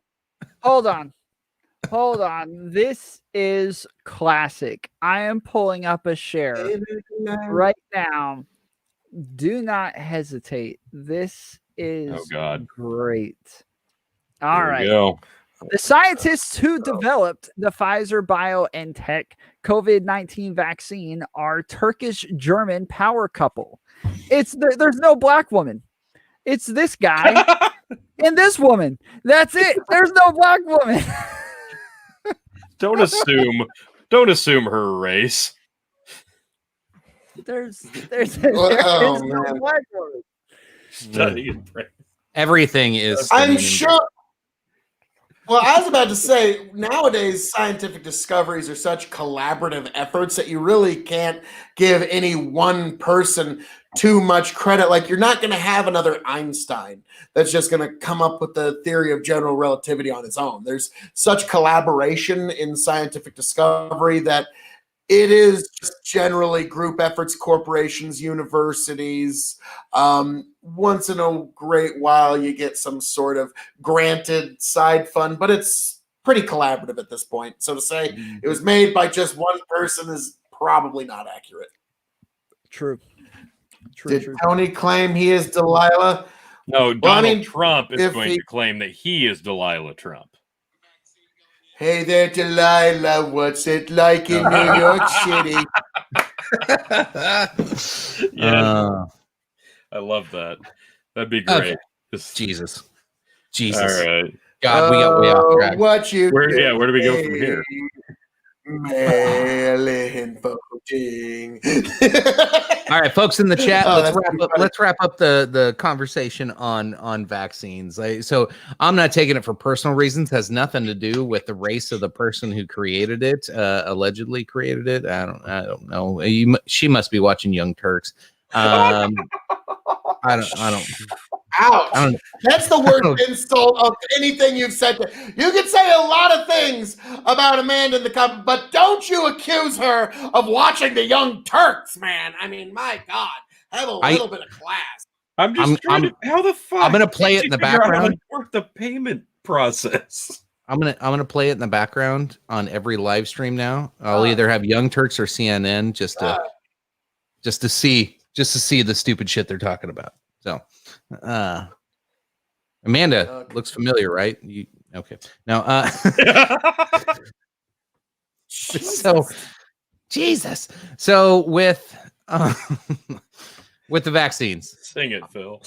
sing it, Phil. With the vaccines, I'm not taking it for personal reasons. It has nothing to do with politics. It has nothing to do with who made it. It has nothing to do with Trump. It has nothing to do with Biden. I just don't care for it. And in my personal, in my lived experience, as some like to say, the flu vaccine actually has gotten my family more sick. And when we don't take certain allegedly, but hey, everybody has their own little quirks and things. And I'm at the point where the studies I've read is after you get COVID, your antibodies are good for about a year. And then especially if you're asymptomatic and you do get it and you have antibodies and you're good for a year. How about we start doing some more antibody tests? That one's super disappointed. This is criticism I have of Trump on a lot of the testing is why isn't the testing there for not only having the virus but the antibodies? Because I would rather know if I had it or not, and if I should need to be worried. Yeah. This alleviates a lot of people's concerns and employers' concerns. Honestly, if I'm an employer, I would like to know if my employees had it or not had it. They don't have to report it to me, but it would be nice if they could show me a piece of paper and say, hey boss, don't worry about me. I got antibodies. I've already had it. I'm good to go. You ain't got to worry about me. And hey, cool. It makes me feel a little bit better as a family member. And when I'm going to visit people, it makes me feel a lot better as an employer and employee. But no, we haven't gone down that road at all. Instead, we're going to shove a needle in your fucking arm, whether you need it or not. And Trump did the America First thing, which I appreciate it, but is our population the most at risk? I mean, we got 100 million vaccines coming. Sure, we need to take care of the old elderly, and healthcare workers are going to be the first ones getting this thing. But how about how many old people are left in Italy? Do they need it first? Because Jesus, that was bad. We know that according to studies, the minimum amount of time that a COVID immunity has lasted is 2 months. The maximum amount of time that we know of any lasting so far is 7 months. Where are you getting that from? Google. Okay. If you just look Fake it up news. on Google. I got BBC right here, and they were saying the average is about a year for your immune response. Though, it hasn't even been around a year yet. This just came out 1 day ago. I understand. I'm saying we couldn't know this yet. It hasn't been around a year. I don't know. Well, then what? How many months has it been? We're So we'll go with your 7? but we're saying we just know it now. But yeah, but we just in my personal experience. My girlfriend at the time, she was with me 24/7. We kissed numerous times. All of a sudden, I have COVID. She doesn't. And then all of a sudden, her family has COVID and nobody in my family does. And I was super safe. I was somebody who was washing my hands all the time, wearing gloves, wearing masks. I've got people in the chat who can testify. I am a very, very careful person when it comes to COVID. And I was surprised to find out that I ever got it at all. The only way I could have gotten it is if it was from her. And she wasn't all that careful. She was very careless with it. So she likely gave it to everybody around her and her family. But the problem is she never, ever got sick. She never got sick, and she didn't get tested. She had to get when she scheduled a test. It took almost 2 weeks to finally get tested, and then she tested negative for it. It was way too late by that point. We have no Yeah. clue. Maybe she had it for a while and then was just asymptomatic the entire time. But we would like to know if there are antibodies. We would like to know if she Yes. did have it at some point. This would be good information for the rest of us. But we can't know because they're not really pushing the antibody tests. So I found Dance Amanda's puppet. article. Dance Yeah. puppet. I found the article she's pulling up. She dropped in the comments. Black woman garners praise as scientist at forefront of COVID-19 vaccine. Last week, Dr. Anthony Fauci, director of the National Institute of Allergy and Infectious Diseases, answered this question. Can you talk about the input of African-American scientists in the vaccine process? He answered the question about black scientists' involvement in the COVID-19 vaccine process with Dr. Kizzmekia Corbett is at the forefront of the vaccine's development. The very vaccine that's one of the two that has absolutely exquisite levels, 94 to 95% efficiency against clinical disease and almost 100% efficiency against serious diseases that are shown to be clearly safe. That vaccine was actually developed in my institute's Vaccine Research Center by a team of scientists led by Dr. Barney Graham and his close colleague, Dr. Kizzmekia Corbett, or Kizzy Corbett. Fauci said to the forum last week, as reported by ABC News. Kizzy is an African-American scientist who is right at the forefront of the development of the vaccine. Stop. So Dr. Fauci was like, oh no. I have to get woke real quick. I have a black person that's a colleague that's in charge of my vaccine facility. That's it. I don't They're think colleagues. that's Yes, what I got a black happened. No. one. Says the guy with TYT playing in the background. He's got you there. Oh, Got you there. What did I damn. do? No, I was about to say, think that's like a anybody Nickelback playing slam. You can just get it right now. Anna Kasparian is back there chewing out all Oh, no, straight no. white males right now. Check this out. Nikki Haley already neoconning her way to 2024. Jesus. That's the headline. Oh, I Uh, fucking love it. It's I don't fun to even- watch. I don't even understand what a neocon is. I don't know what it means. I've Neoconservative. They were people that were more or less part of a Democratic establishment. They would have been considered Democrats at one point, like in the 80s, give or take. And then they switched over to the Republican side. And then through the Project for New American Century, they basically formulated the idea of through the military, we can transform the world in America's image. And It's that's pretty where much a we war got hawk. the Iraq War and the Afghanistan War. That was So- folks like Charles Krauthammer. And they were the brainchilds behind the Bush administration. So neoconservatives really did shape our world. So Nancy Go ahead. Pelosi and Hillary Clinton are neocons. No, because they're they stayed neoliberal. with the. Yeah, that's a good way of putting it. Because the neoconservatives are folks that weren't originally part of the conservative movement. They weren't people that really put a lot of weight into like the writings of William Buckley and things like that. They didn't put a lot of weight into the classic conservative thinkers, and they kind of just came into the party apparatus and rose up in it, kind of using Republican sounding language. So the Because 2000 Bush running in 2000 was great. No nation building, none of that shit. We're gonna cut taxes, gonna have a small government. Boy, howdy, don't you know how well he did with all that? Yeah, that didn't happen. So Way ahead. neo means new. And so like Yep. normally when we call somebody like a neo-Nazi, it's a Or a neo-Nazi. neophyte, Yes. a or neoconservative. Yes. Or And so to call them a neocon, this sounds like more of like an old school establishment sort of person. Why would we call them neo if they're old school? If they're part of the establishment, why would we call them neo at that point? Well, you're looking at it from a modern mindset. This was kind Because of we all saw the established in Matrix the- and we love the Matrix and it sounds fucking cool. And they're Neo. making a This part was fourth. established in about 1998 Red to pill. about 2001. The idea of who were the neoconservatives. They were the young, brash, Neo, upstart 99, kid. 98. No. They were the young, brash, upstart kids during the Reagan administration. And so that's where they kind of got these are the neoconservatives, the new conservatives. And so the reason you're asking, why are we calling them that when they're the old school is because you're looking at it from a modern mindset. The old farts of today used to be the young fucks of yesterday. So they're not actually new, but they're part of a class. Sure. That's one way of putting it. Yeah. Okay. I don't know if we pulled up this comment or not. Phil, you want to round out your thoughts on that? Yes. Don't vote neoconservative, whether that be Nikki Haley or anything. In 2024, vote Phil KOE, vote extreme. All right, Chicken, Nice. Take it away.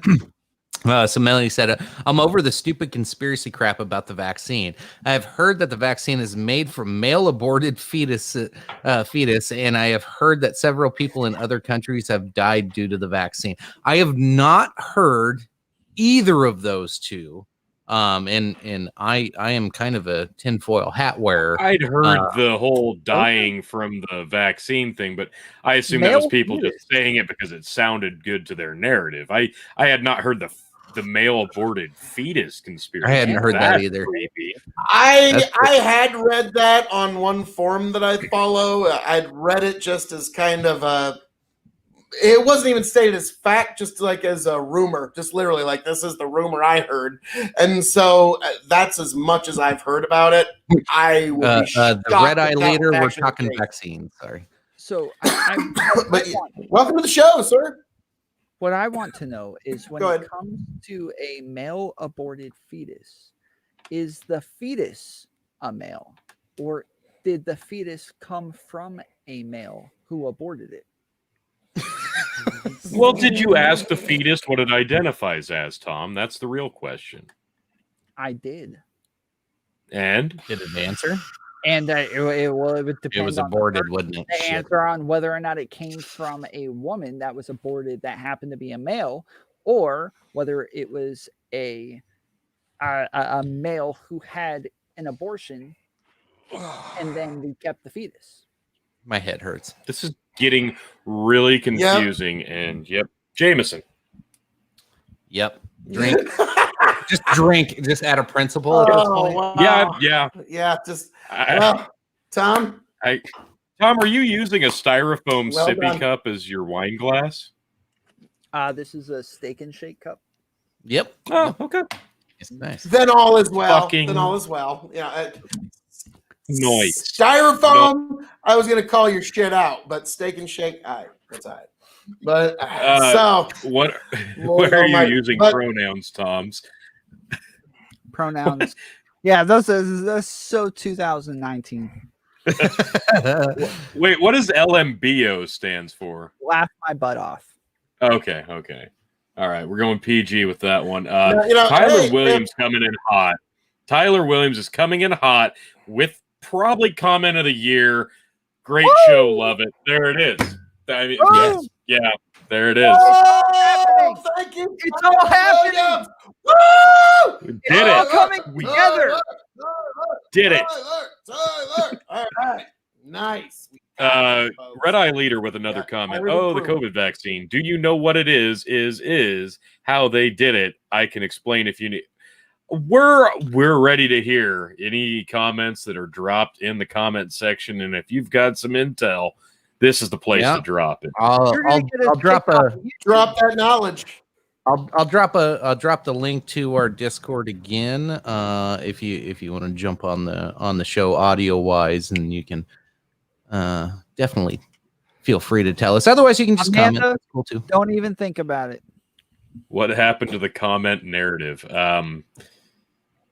We have to have good comments first. Yeah. Amanda, like not crazy shit that you post. But we still read your comments though. Well, We've been reading a lot of comments, but Amanda's aren't very good. So, I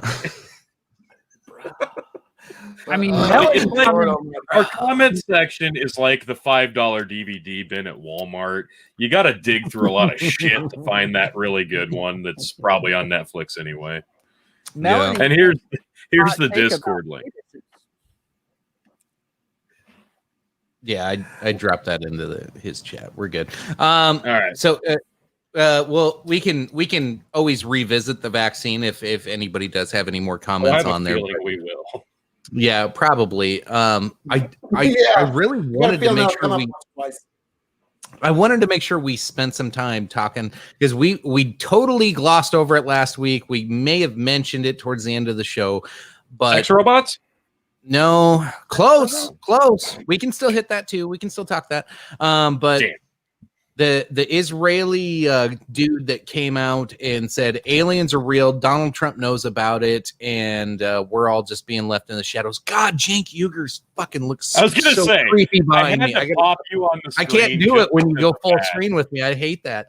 I'm like, Anyway, I couldn't look away from that.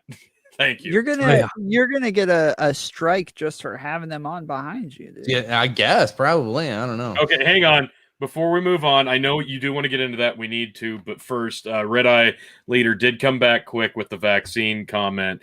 They took a bit of the blueprint from a sample of the vaccine so that your body can learn from it a little better than the actual thing, because that's the code behind it. So they inject that into you, and your body learns about it, can fight it like the common cold. So what we're talking That's how here, most vaccines work. yeah, antibodies and all of that jazz. Yeah. It's a being normal so vaccine. quick. Yeah, exactly. And being new to the market and rushed in, people are concerned that it's not going to work the way it's supposed to work. But It's okay. So there is a narrative that it's being rushed in, that they're skipping stuff and stuff like that, but they're not actually skipping anything. It wasn't rushed. The FDA has approved Allegedly. it, so it is safe. The FDA is not going to approve anything that's rushed in, guys. They're just not going to do it. If it's not safe, if it hasn't been tested thoroughly, they're not going to approve it. They have guidelines for these things. I hope you're right. All right. We Chicken. got, no sex robots without Kevin. Fair enough. All right. Amanda's watching what yeah. apps I have on my Now- screen. Okay, that's weird. Donald Trump is an alien, possibly. I don't know. I can't tell. The FDA did not approve the vaccine. Is that true? Yes, no, they did. They did approve it. I think Did they they? did. Looks fine Well, to we me. had some controversy here. But in while we figure out that controversy, Real quick, Let's get some more in the comments UK, here. we have not I need had to it know. yet. Just rounding out the comments here, and then P.S. I don't pay taxes, so I can contribute to the group app. I'm watching. Hey, Shocked. Amanda, if you can't get OnlyFans set up, in the meantime, I have what's called a Snapchat. Practice makes perfect, And it's free. and it's free. I'll give you all the tips you need. Hit me up on my Snapchat. Drop in the that link, meantime- Tom. Yeah. Throw your QR code in there. She's already in my DMs, so it's all good. All right. Speaking of something else alien, let's go to chicken.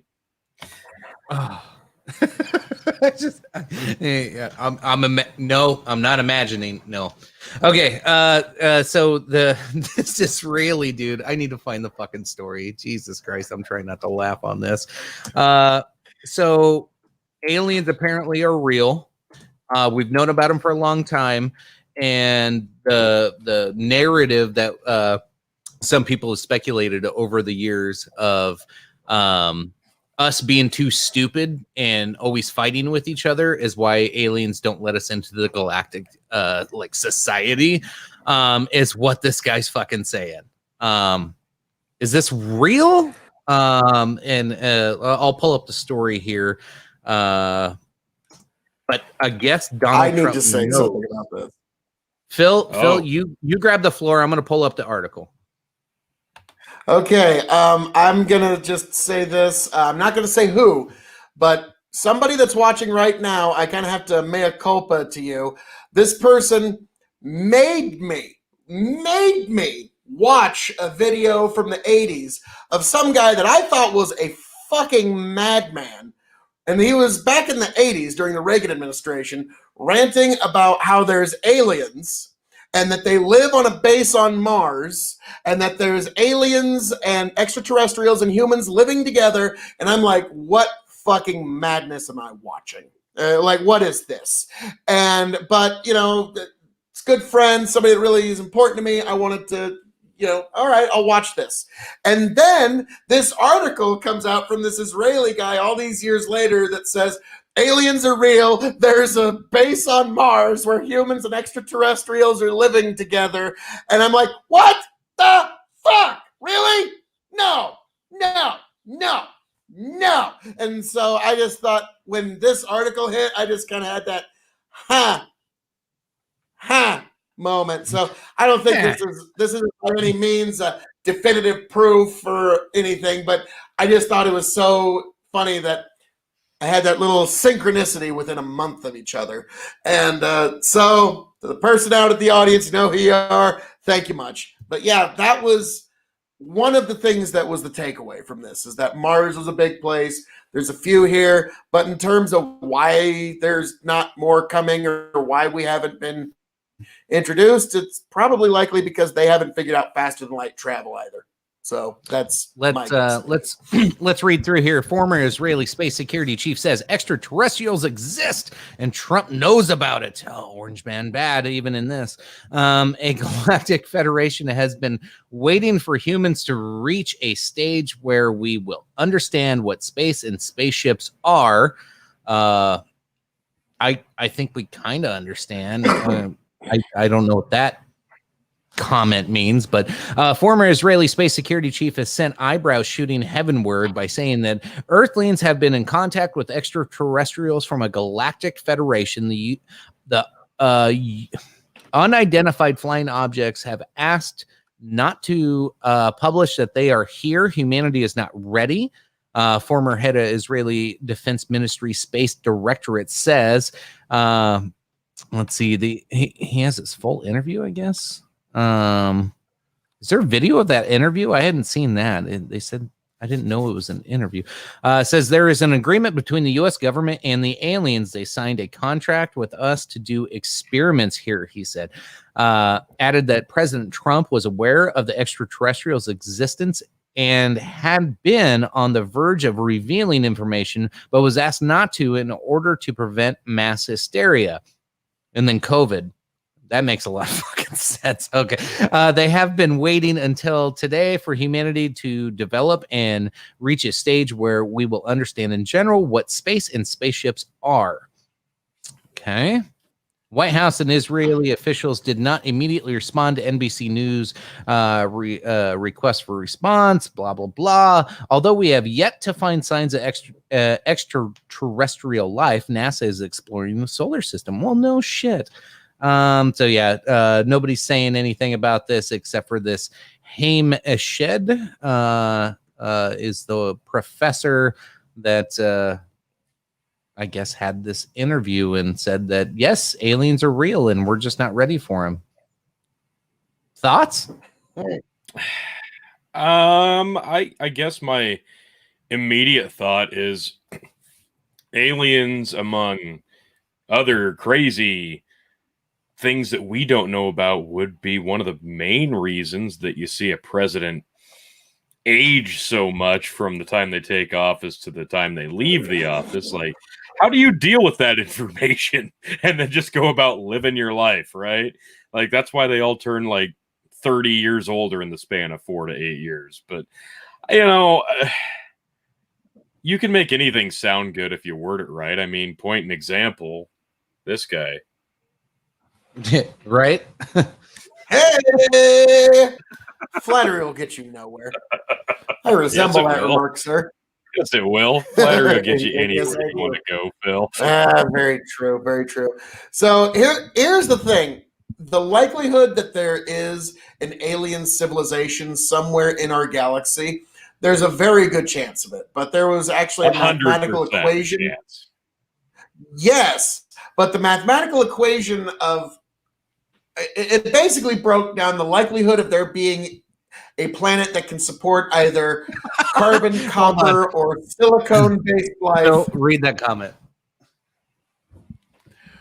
We are the ghetto of the universe. Very possible, very possible. But here's the other problem. The likelihood of there being a planet that can support either carbon, copper, silicone-based life that's just the right amount away from its sun, that there's going to be enough of a food chain to the point where a prey animal has to become clever enough to get to tool usage.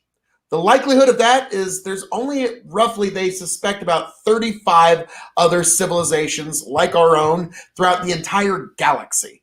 So the likelihood of us ever running into each other is very small. And unless we've developed faster than light travel, the only way there would ever be interaction is some sort of, somebody gets off course or something like that.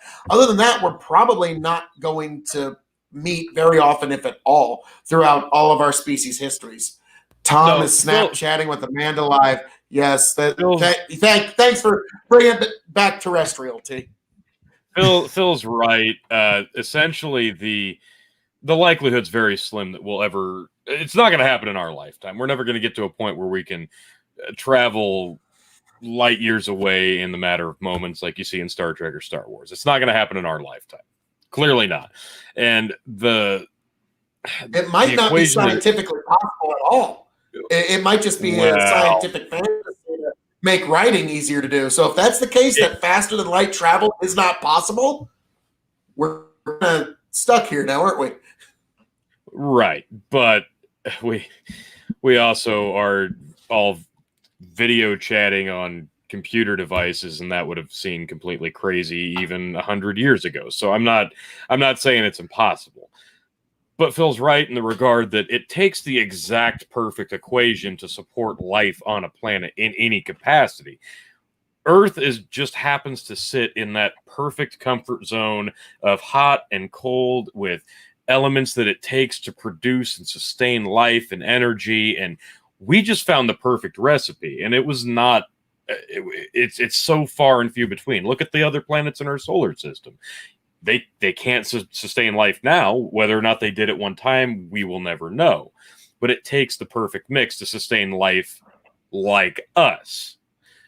We don't know what other kind of life sources are out there because we can't comprehend what other kind of life could exist because we don't have that knowledge to grasp it on that scale. We can assume things. We can base it off what we know as a society and as a evolutionary process, right? We can assume, but we don't know for sure. Like, we're finding fucking mushrooms growing on Mars, for Christ's sake. We don't know shit. Dude, like the market for those mushrooms. you know those will sell good, even if they're not psychedelic. Like, if I told you I could get you mushrooms from Mars, I could put any price tag on that. That's like the best gimmick ever.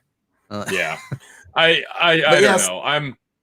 I'm torn because I feel like it's just such a low statistical number that there's no other life out there than us. I think it's such a narcissistic way to think about life on Earth that there can't possibly be life out there somewhere else. Even if it doesn't exist at the same timeline that we're in right now, at some point somewhere out there, something else had to have existed. It's just statistically speaking, it has to be. So my only issue when it comes to alien life, as a Christian, I have trouble believing that God would allow that to happen. In the Bible, it says that God died for mankind on earth. And so if that's true, if it's true that there is intelligent life out there, somehow God sent his only son to die for our sins, but not theirs. He sent his only son to die for people on earth, but not theirs. The Martians don't get to go to heaven. They get to have intelligence. They get to have everything that we have, and understand things just the same as we do, but they don't get a chance at everlasting life. I have a problem believing that. And so until there's some sort of definitive proof, I have trouble believing that I praise a God who would allow a bunch of sentient beings to not have a chance at everlasting life, but the rest of us somehow do. How do we know he didn't send his alien Jesus son to another planet to die the same way? Because Yeah, we know that's only where a my trinity. head's at. That's where my head's at is you make a lot of assumptions there, and history, as we've You're asking for definitive proof, though. I'm not making You'll never assumptions. get it. We know that there's a Trinity. We know that there's God the Father, God the Son, and God the Holy Spirit. We know that that's it. There's just those three, and we know what each one of their roles are. We know what they do, and we know why they exist. So for us to assume that now maybe there's a fourth or fifth or sixth son of God when God sent his only son to die on the cross. He sent his only son to die for our sins. It can only happen once, unless Jesus just happened to go to a bunch of different planets and do the same exact thing without them happening to let us know about it. I find this hard to believe. Melanie says, I believe in God, and I think that it's narcissistic of the human race to think that we're the only intelligent life created by God in our vast universe. It would be an awful waste of space. Lynn says, I work with people who believe the Earth is 3,000 years old. Fair enough. Lynn also said Goldilocks planets are discovered all the time. That's very, very true. Yep. And then, Tom, I'm going to let you address this one. You're really good at addressing Amanda comments, and you triggered her. Okay, Amanda Tripp said, Tom, don't get biblical with someone who was raised by a Bible thumpers. By a Bible thumpers. I think we're having some grammatical problems here, Amanda, but that's okay.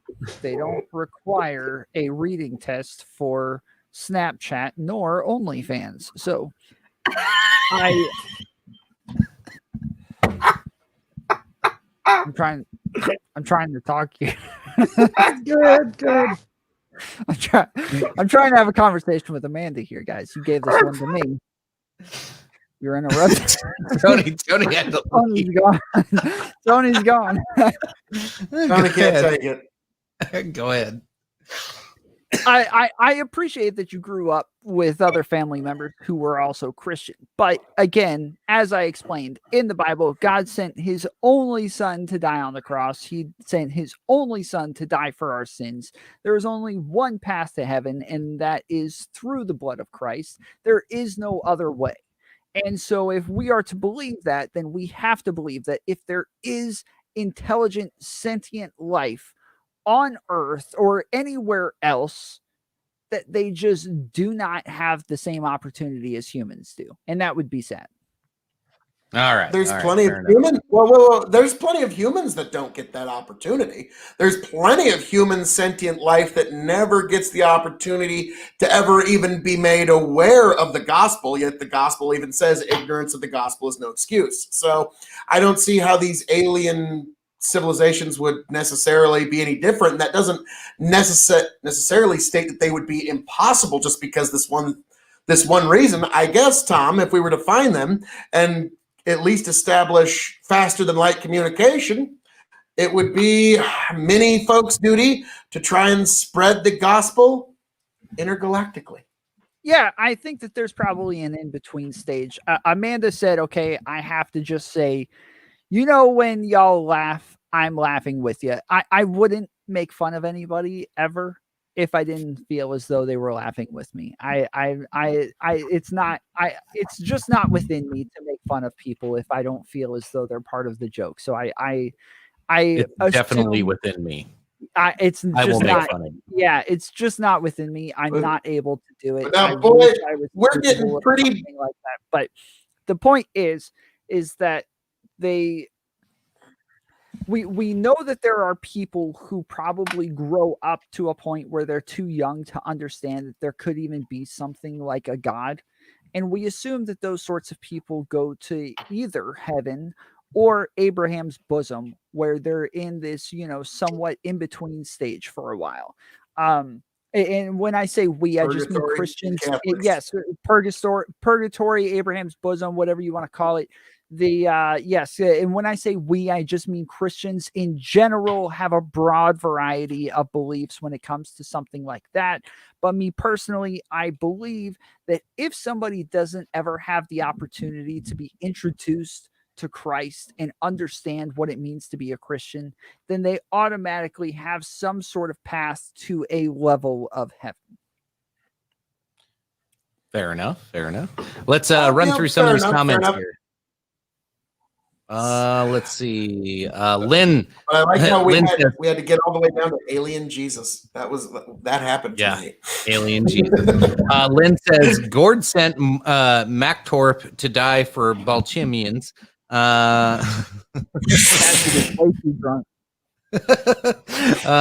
Tyler says I work with people that think the world is flat. Yeah, there's way too many of them. That is so disappointing. Let's see. We already read those.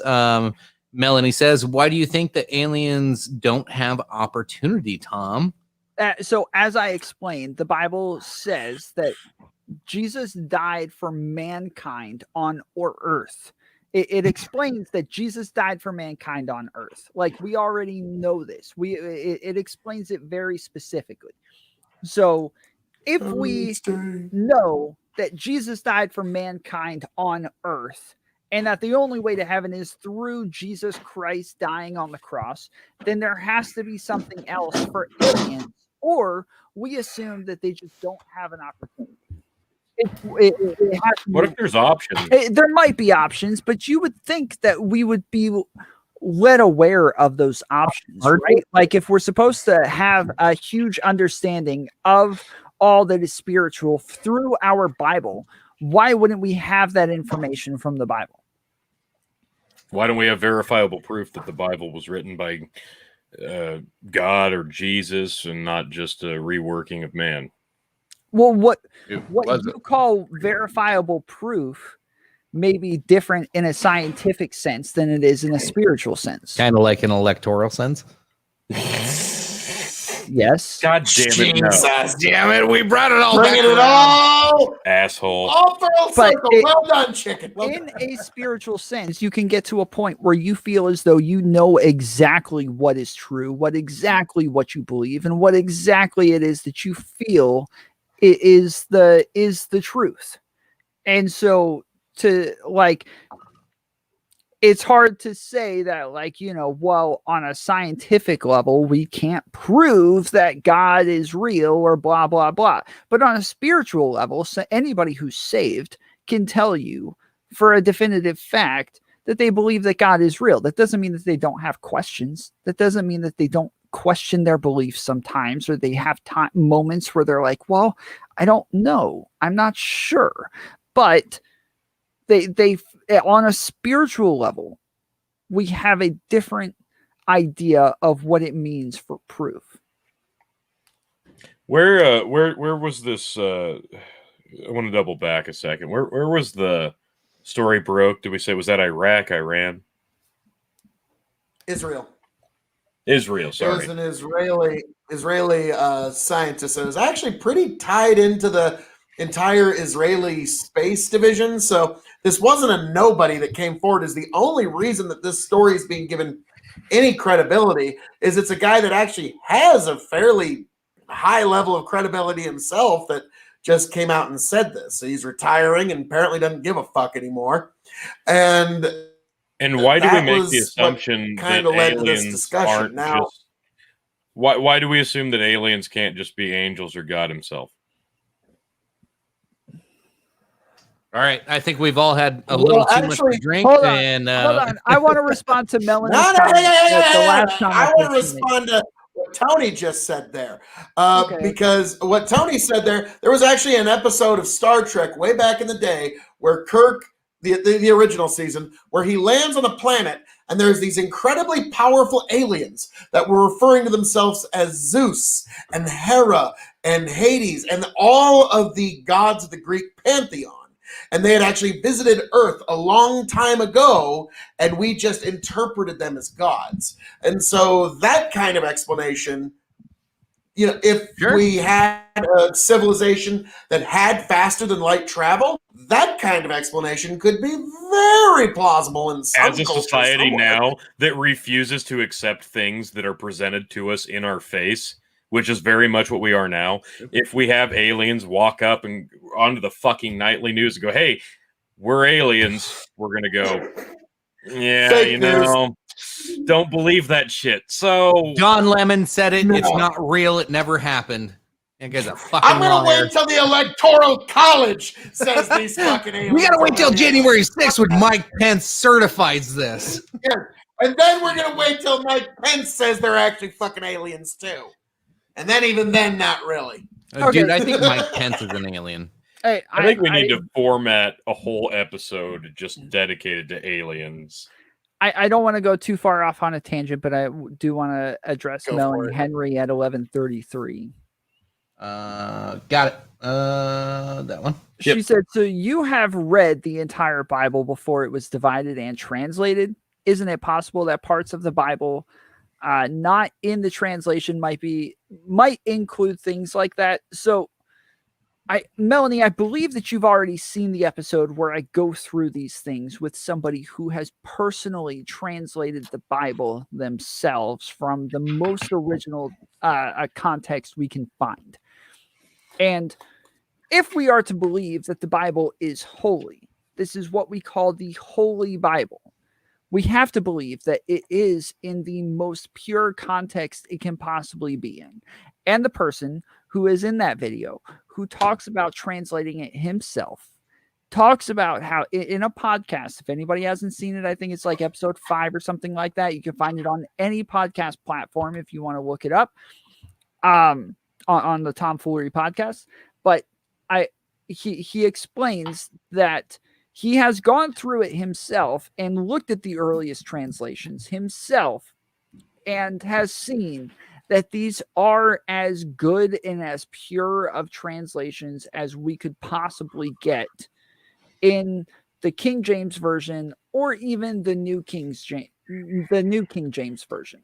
So we would assume that if these were meant to be there, if we were meant to see them, if this was meant to be there for humans to understand and enjoy, that they would have made their way on the sheep's skin from translation to translation over and over.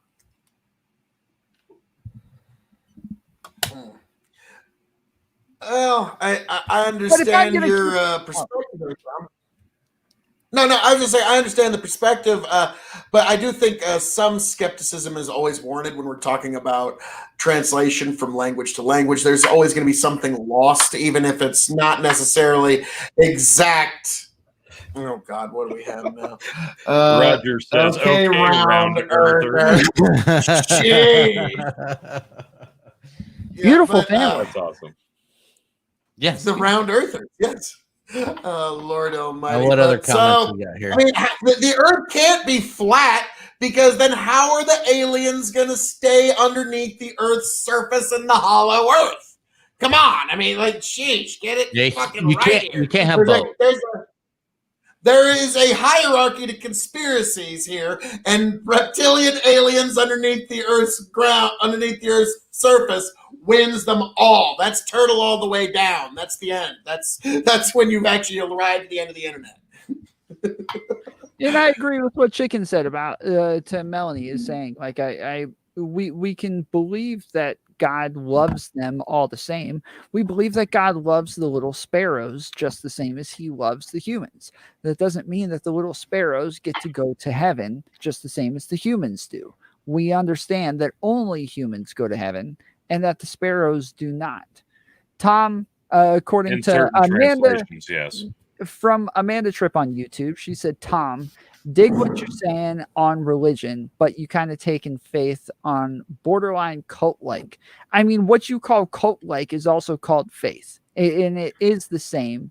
I look at lots of people who are in cults and I say, hey, you're literally taking the same exact sort of faith as I have in a Bible, just in something different, in something new, in something that's not as certified and as old as the Bible is.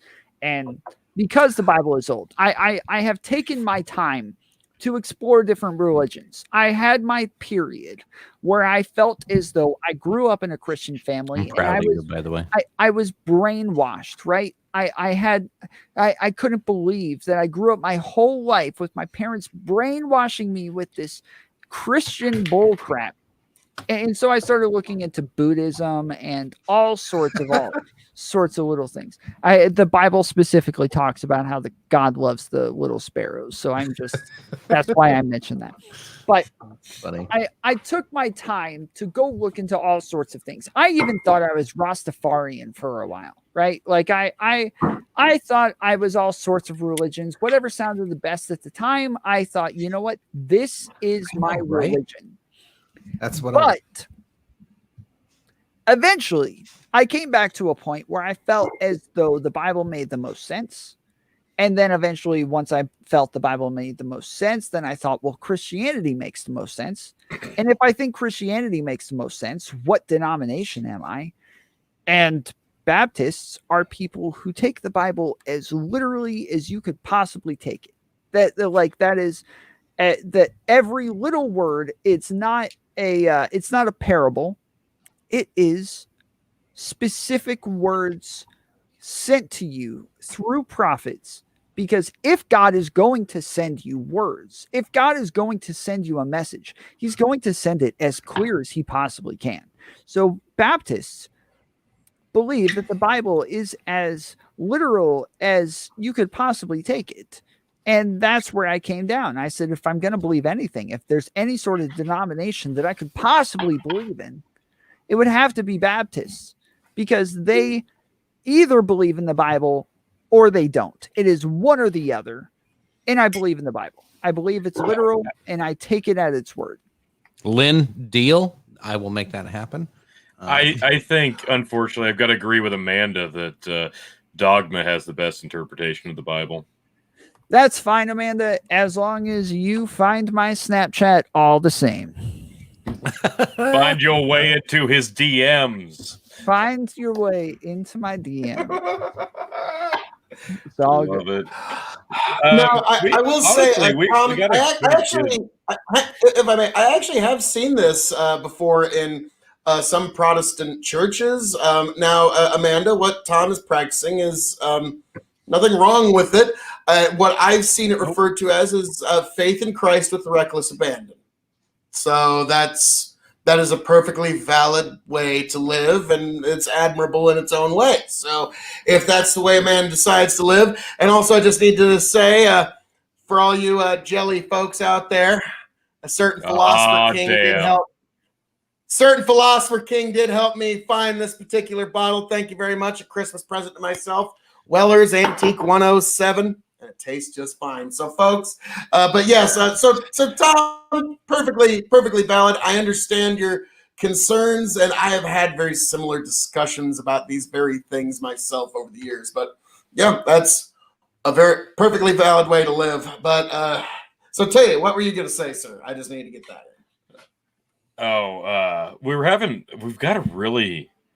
We've got a lot of people watching right now, and I just want to say I appreciate everybody watching, loving the comments coming in right now. We've got a whole mixed bag of stuff going on right now. It's pretty good stuff, but the whole interpretation of the Bible, I think the thing that people need to take away from it specifically, if it were me trying to preach the teachings of the Bible, again, I'm going to go back to it. You need to interpret it in a way that makes you a good person through and through, that's not going to make you shit on other people.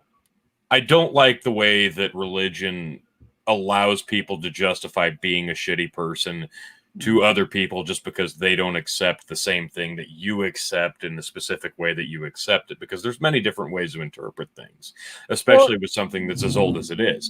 I'm perfectly fine with people finding inspiration and finding faith in whatever it is they find it in. I just don't like people trying to use it as a justification to be shitty people to other people. Yeah, I agree with you, and that's why I say that the Bible should be taken literally, because I don't want to interpret it. I don't want to make up my own meaning. I don't want to read some text and say, well, this is what it means to me. That's how I feel about the Constitution. Sure. Yes. The Constitution as well. Yes. So like it's something that bothers me, especially, and I don't want to offend anybody. I apologize if I offend you right now, but with Catholics, this is a problem that I have with a lot of them, where they feel as though they can interpret scripture to mean whatever it is that it should mean in that moment. And I'm sorry, I just don't believe that. I don't believe that God would send us a Bible that is supposed to be the word from him, yet it can mean whatever you want it to mean. No, it should mean something very specific. If he's going to send us something, if he's going to give us a message from above, it should be very specific and easily understood. It should be. Now, I will say a couple of things. First of all, Tony, what you brought up is the great paradox and problem of all religions. Is some prophet comes forward and says, "Heed these words and live a better life. Heed these words and live well." And unfortunately, over enough time, the followers of that religion will come to heed these words or die a heretic. That's the main problem with religion. Now, Tom, what you were addressing there is your problem with Catholics. Now, again, I was raised Catholic, so my first smart aleck thought was, well, I mean, we ought to know what's in there. I mean, we wrote it. So, zing! So, sorry, I couldn't help it. Couldn't help myself. And I know, Tom, I know you've got at least 45 minutes ready to go in reply to that one word. In that one little zinger, you've got you could have a whole podcast off of just that. And it would actually be pretty fucking good. But yeah, I know you're just like, oh, Phil, oh my God, you son of a... Let's but I apologize. I couldn't help myself. Had to get that zinger in. All right, I don't know how we got onto religion from aliens, but anyway, Lynn, this is kind of my thoughts. Religion is like a penis. It's okay to have one. It's okay to be proud of it, but don't whip it out at work and keep it away from my kids. Oh my God. That's fair. That's probably fair. Melanie, a true Christian person who lives their life according to the teachings of Christ would never be anything but loving to other people, and that's how I would prefer things to be interpreted. I like that. I like that a lot. Brennan Roy, I believe that you can say whatever you want as long as it's proceeded with all due respect. And Phil is a true and pronouns. Yes. Phil is a believer in that. Samantha Williams, did I miss the boom boom talk? Depends what you classify as boom boom, because we can talk boom boom on all the time. You are on fire, sir. I assume that's aimed at me since I barely ever get a word in edgewise. Most likely the king of extreme. I got more in tonight, honestly, than I usually do. So that's yeah. Hadn't been nice. I've been really quiet tonight. So I was gonna say Chicken's been notoriously quiet tonight. It's interesting. Yeah, no, I'm soaking it in a little bit. I don't know. So I got a lot of my venting out. Normally these shows are my chance to vent about shit I'm mad about during the week. But started doing the big bucking mornings on YouTube and kind of randomly venting about stories that pop up, and it's I don't know. You're checking out all your fire in the mornings over a cup of coffee instead of over a bottle of scotch, and then you just it actually, dude. And I'm drinking a lot less scotch. Normally, I'm a half a bottle of scotch in, and I'm going, "You suck, Tom," but I'm not doing that. Dropping tonight, the C word all the way. Fuck you! Yeah, I did that last night. Tom, I apologize. Tom was live last night. He has a really good guest on, and I was skipping between his show and watching TV with my wife, and I pop up a show, and they said something about voter fraud and voter issues, and I was like, holy shit! He's got to see this article from Iowa, because the guy he was talking to was. He was on kind of my page with a lot of hey, don't trust your news sources type shit. And so whatever, I don't even know what articles I sent Tom, but obviously they were right. And so I come back on, like I leave the show and I'm watching TV with my wife. She goes to the restroom and I pop back on and he's watching the CNN clip. And I'm like, what the fuck is this? This isn't what I sent you.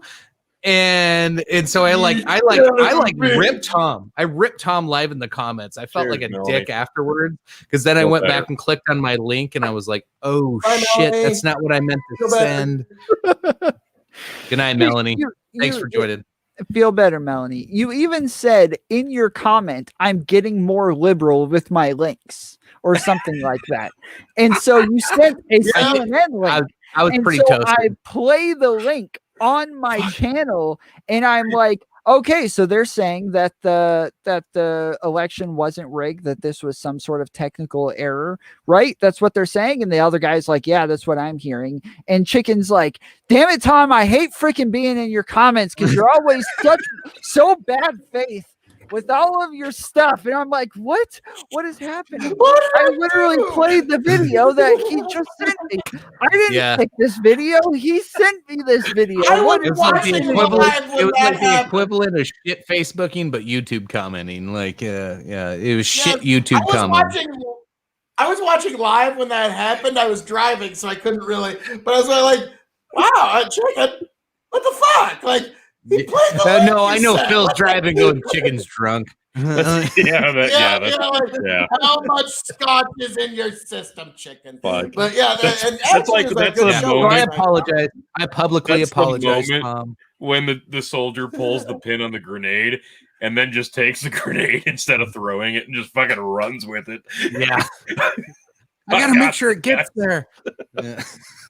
My aim is horrible. I'll just hand deliver this. Good shit. Fucking Should we wrap this up? Hit post show. We've got 17 Yeah, people but- still watching right now. So if there's anything do. that we need to fucking address, So Like, okay, I'm open real to quick, let's go suggestions. back to the vaccine thing because I want to talk about the Twitter ban. Like Twitter is Okay. going to censor more information on the vaccine. not just and that. No, hang on. Not just that, but we're probably going to see the deletion of Trump's fucking Twitter handle, are we not? I mean, Yeah. dude, his Yeah, Facebook pretty page, soon. look at his Facebook page because he did recently create a Facebook page. If you look at it, every single post has some sort of like informational thing at the very bottom, and like we should pull it up real quick. The posts he makes are insane, but I got they, it. every Twitter. single one has some sort of like You want the know, Twitter or the Facebook ones? the Facebook. I haven't looked at the Twitter very much, but I look at the Facebook ones, and it seems as though, I mean, maybe they're all the same. Maybe he just copies and pastes each one.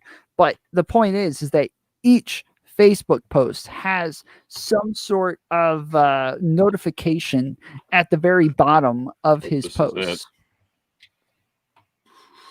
Okay. Yeah, I think that's total horseshit It's like because that on whether it's Twitter, Trump or too. Biden, I want to have the most streamlined access to whatever it is my president is saying at any given moment. And I didn't elect fucking Twitter or Facebook. I did elect Donald Trump, and we elected Joe Biden. So I actually want to hear what it is that they have to say. I don't want these censors between me and our elected officials. So I am really not comfortable with that at all. Here's a good Yeah. one. Democrats would never put up with the presidential election stolen by the Republicans. Yeah, and here's the thing. Like, honestly, I'm sorry, but that's actually a pretty lazy one by Trump. Like, that's just pandering. Like, I'm seeing. Well, most that's of the these thing. are. They're platitudes and Sure. pandering, but like he's But on I'm his way seeing- out. Like, what else has I'm he got seeing right now? so many of these though. Like, once we've finally gotten to this point, right? We've gotten to the point where it's such a low percentage of a chance that Donald Trump could barely almost retain the presidency. It's not happening. I've said this for weeks. It's not happening now.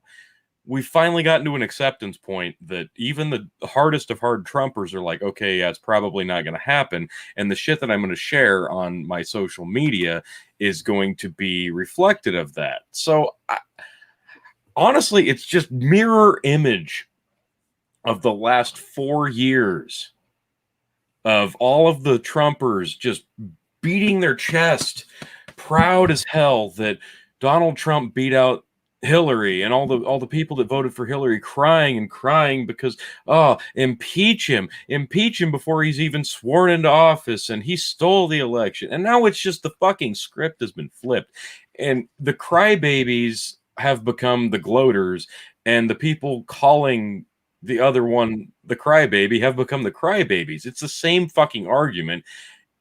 My social media is just flooded with absolute hypocrisy, and it fucking just makes me sick. It just this one's kind of interesting. So Donald Trump tweets in quotes from OANN, which, okay, I get it. Like, nobody likes them. They don't think they're a really good news source. They might be a little biased or a lot biased. Says Michigan fraud witness totally debunks Dominion CEO. And he puts, it's a quote at OANN, and he says it was brutal. And then we got a claim. Like, it's just like, is it just if you like post something from OANN and it just automatically flags at that point? Like, pretty much. Can they can they never be right? Well, that's the thing. They're, according to Twitter and Facebook, they know what is right and wrong objectively every time without fail. So that's a good scale. I'm glad for that. I'm sure we're all happy. So that's hooray. Hooray. We have a truth commission. Wasn't that a tag team? Really? I don't want fact checking. Yeah, that was a wrestling tag team, wasn't it? Truth Commission drink, by the way. Yes, it was. Absolutely. Truth Commission was Phil, help me out here. Truth Commission wasn't that Cyrus? It was Don Callis. Cyrus? Hold on. This is Callis the best Cyrus, one. yes. This is the best one. So Donald Trump retweets Sarah A. Carter. So he just says true. Okay. Claim about this fraud election. She says at Rand Paul, the fraud happened. The election in many ways was stolen. So this was Rand Paul's, it doesn't have a link to the Rand Paul thing.Maybe Sarah Cutter does. There we go. So Rand Paul's, I don't know if you guys watch this is C-SPAN thing. It's really long. It's really boring. But basically, he wasn't saying we need to overturn an election or we need to change anything, but he was saying that we have issues in our election system, and we have to fix them, and we have to fix them now. Otherwise, this is going to get worse. He wasn't saying overturn an election or that Donald Trump won. Agreed. He just said that there was fraud. Agreed. He didn't say how much or how little. He just said there was fraud and you have to fix it. And in certain ways, this election was stolen. And he didn't say from who or from how or from what.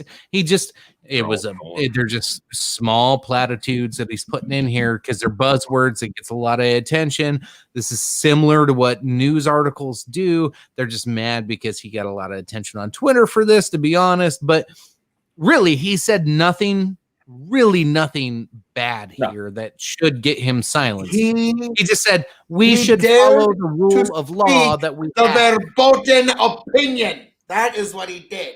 He dared to speak the verboten opinion. That is what his crime was. So that is the problem here, is that we now have certain opinions that are allowed to be discussed in public or not.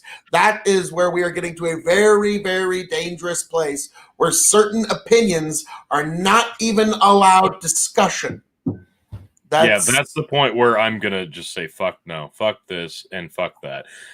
Everybody should always be allowed to have their opinion, share their opinion, because that was the whole point of social media in the first place. No matter how stupid, no matter how awful, no matter how ridiculous your stupid opinion was, you were able to share it with people that you know, and even people that you don't know. You could share it with the masses. You could scream it from the digital hilltop, but you could do it without being fucking censored. And now we're being censored because the people that own and operate these social media websites pay in to a certain party's campaign fund, and that is Now, hard shit. now the old argument used to be that, well, and you've heard this for years, and it was invalid when it was said, and it's invalid now. But yeah, why? How dare you question your overlords? But the idea is that, well, they're a private platform, so they can do whatever they like. That is valid until you realize they are gobbling up tons of taxpayer subsidized bandwidth to actually sustain these websites. And so they're actually banning our opinions on our dime. And so that is where we do have a valid voice for concern in this instance, because our opinions are being silenced on our own dime. And sorry, that's kind of fucked up. Yeah. Amanda. So Amanda says, wait.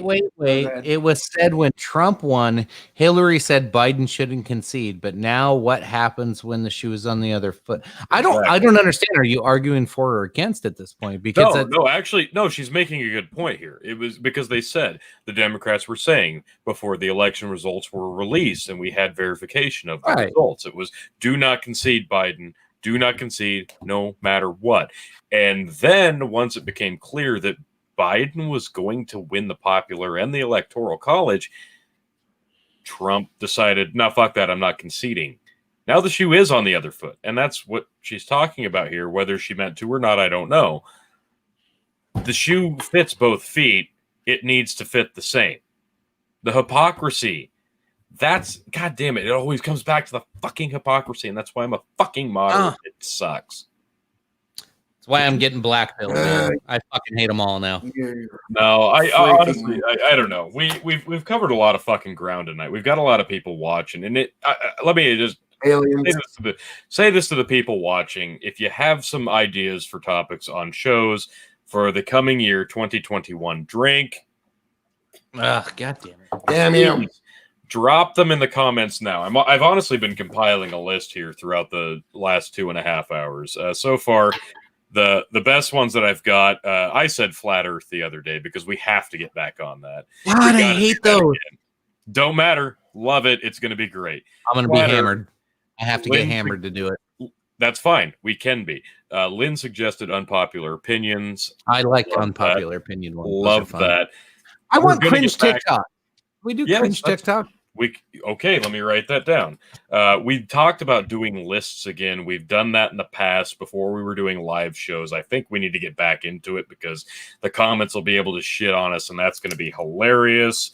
I've also got religion. Obviously, we delved into that tonight, and I think that's an uncomfortable topic, so I'd love to talk about that. And obviously, aliens. Oh. Religion and aliens. The religion of aliens. And I think those are some pretty. Yes. So these are all things that we need to get into in the future. Tyler Williams says, "Night, guys. Great show. We'll be watching a lot more. Thanks to Yanked Up Podcast for telling me about you guys. Thank you, Tyler, and especially thank you, Yanked Up Podcast. Yeah, awesome. Good shit. We got a lot of fun shit to. I'm scrolling through cringe TikToks right now. I'm like, do I give a preview or not? Well, if you find one before we sign off, definitely say something. But I think we've got what, 1 or 2 more shows before next year. We're not going to be on next Thursday. Next Thursday is Christmas Eve. Jump in with stay with your family, your loved ones. If you've got Christmas Eve plans, stick with your family. We won't be on Thursday. We're going to do Wednesday show. Yeah, we're going to do we'll probably do Wednesday the next 2 weeks because the 31st is a Thursday as well. So we might have to do 23rd and 30th. If y'all are doing Wednesdays, y'all need to be coming on my show. Okay, I come on your show all the time. Yep. Wednesdays are my days now. I got rid of streaming Saturdays. We now do Wednesdays. So all of y'all, Tom got Wednesdays in the divorce. Sorry, I did. Yes. So everybody, take a second, go subscribe to the Tomfoolery Show on YouTube, on Twitch, or on Facebook. This is the logo right here. Yes, Yeah. or just go to tomfoolerypc.com and you will find all of the information you could possibly need. You'll find my what's it called? The Instagram, my maybe even my Snapchat. Ooh. Pimping that. We might Tom, what's that snap code? for all the ladies out there, we might be putting that up. What is that In a snap couple- code? Ooh. I don't know. We'll figure the Snapchat thing out. I don't understand it. I don't know what it is. I don't get it. I don't get it just yet. We'll figure it out. Everybody get ready to send Tom your dick pics. Hey, where's Please. Leonard Skinner? Oh God. Dude, Tom want OnlyFans. to hit Leonard up with what's your OnlyFans links, Tom? Leonard Skinner wants it. What's it supposed to be? Ooh, What the big fuck? tomfoolery ad. Oh, All right, Hold if on. we're getting Hold on, I'm gonna glued make sure towards I the end share of the the audio. show, here you fooling go. around. I'm gonna make sure I show audio. Yeah. A little preview to Hey, hey. this one isn't even really cringe. This one's actually Ugh. kind of Y'all about to see some stuff I you just don't want want to see. to get away from that. Ugh. Here we go. Yikes. Why? That we didn't need that. The world. Because I like steak, dick, and fried chicken. What the fuck was that? What did she say at the end? What was She said- It was like, why the fuck aren't you vegan yet? She goes, because I like steak, dick, and fried chicken. You could have left the dick out. I know, right? That's But fair. No, hey, that's fair. That's fair. that was one of the better ones. There was, So you or like- not better ones. What are you gonna do? What are you gonna do? There's some So- really, really I'm not here cringy to ones judge. on there. Really cringy. No, ones. fucking yeah. We could honestly do at least a fucking hour just watching TikToks because I'll be honest, I've done well over an hour just watching awful TikTok videos on my own. Oh yeah, you We get could do lost that. in it. Oh, it's Yeah. easy to do. Even I, though Trump was going to cancel TikTok, but he didn't even do that. Another failure of Anyway. the Trump administration. Yes. Yep, another failure. Didn't give us health insurance. Didn't win. Didn't even get rid of TikTok. I wanted Trump care. I wanted TikTok sold to a U.S. company. There's so Yeah. much shit that didn't happen. We thought we were gonna get it. Instead, you got President Obama's white grandpa, great grandpa. Oh God.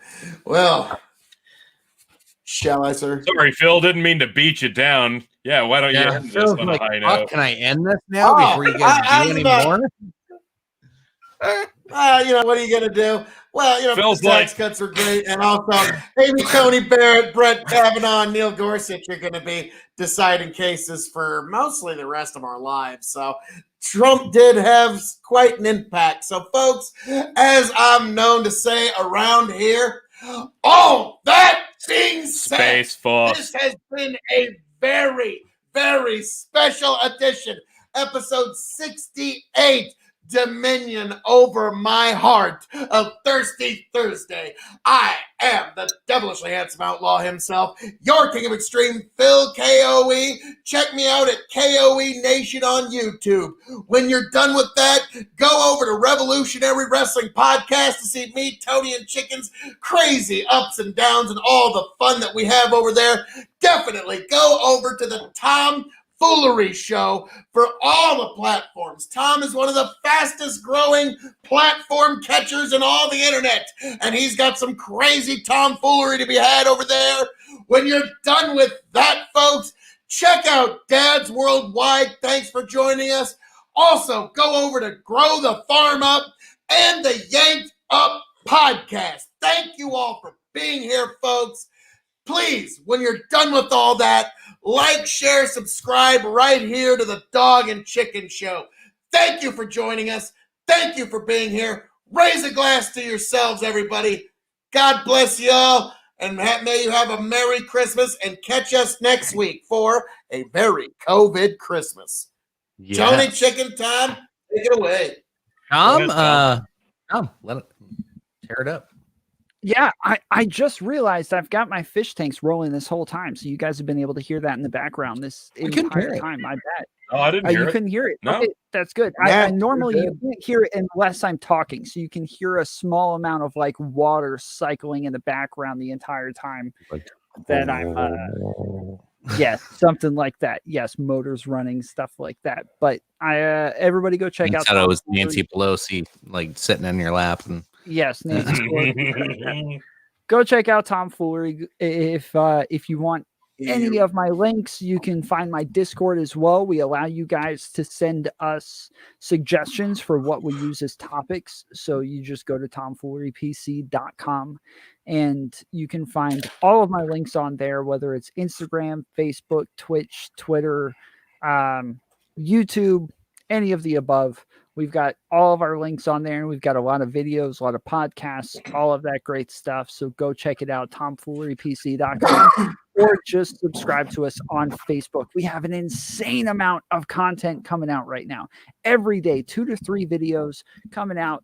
It's truly, we are just pumping out the content right now. So we got K Fellows over on our channel.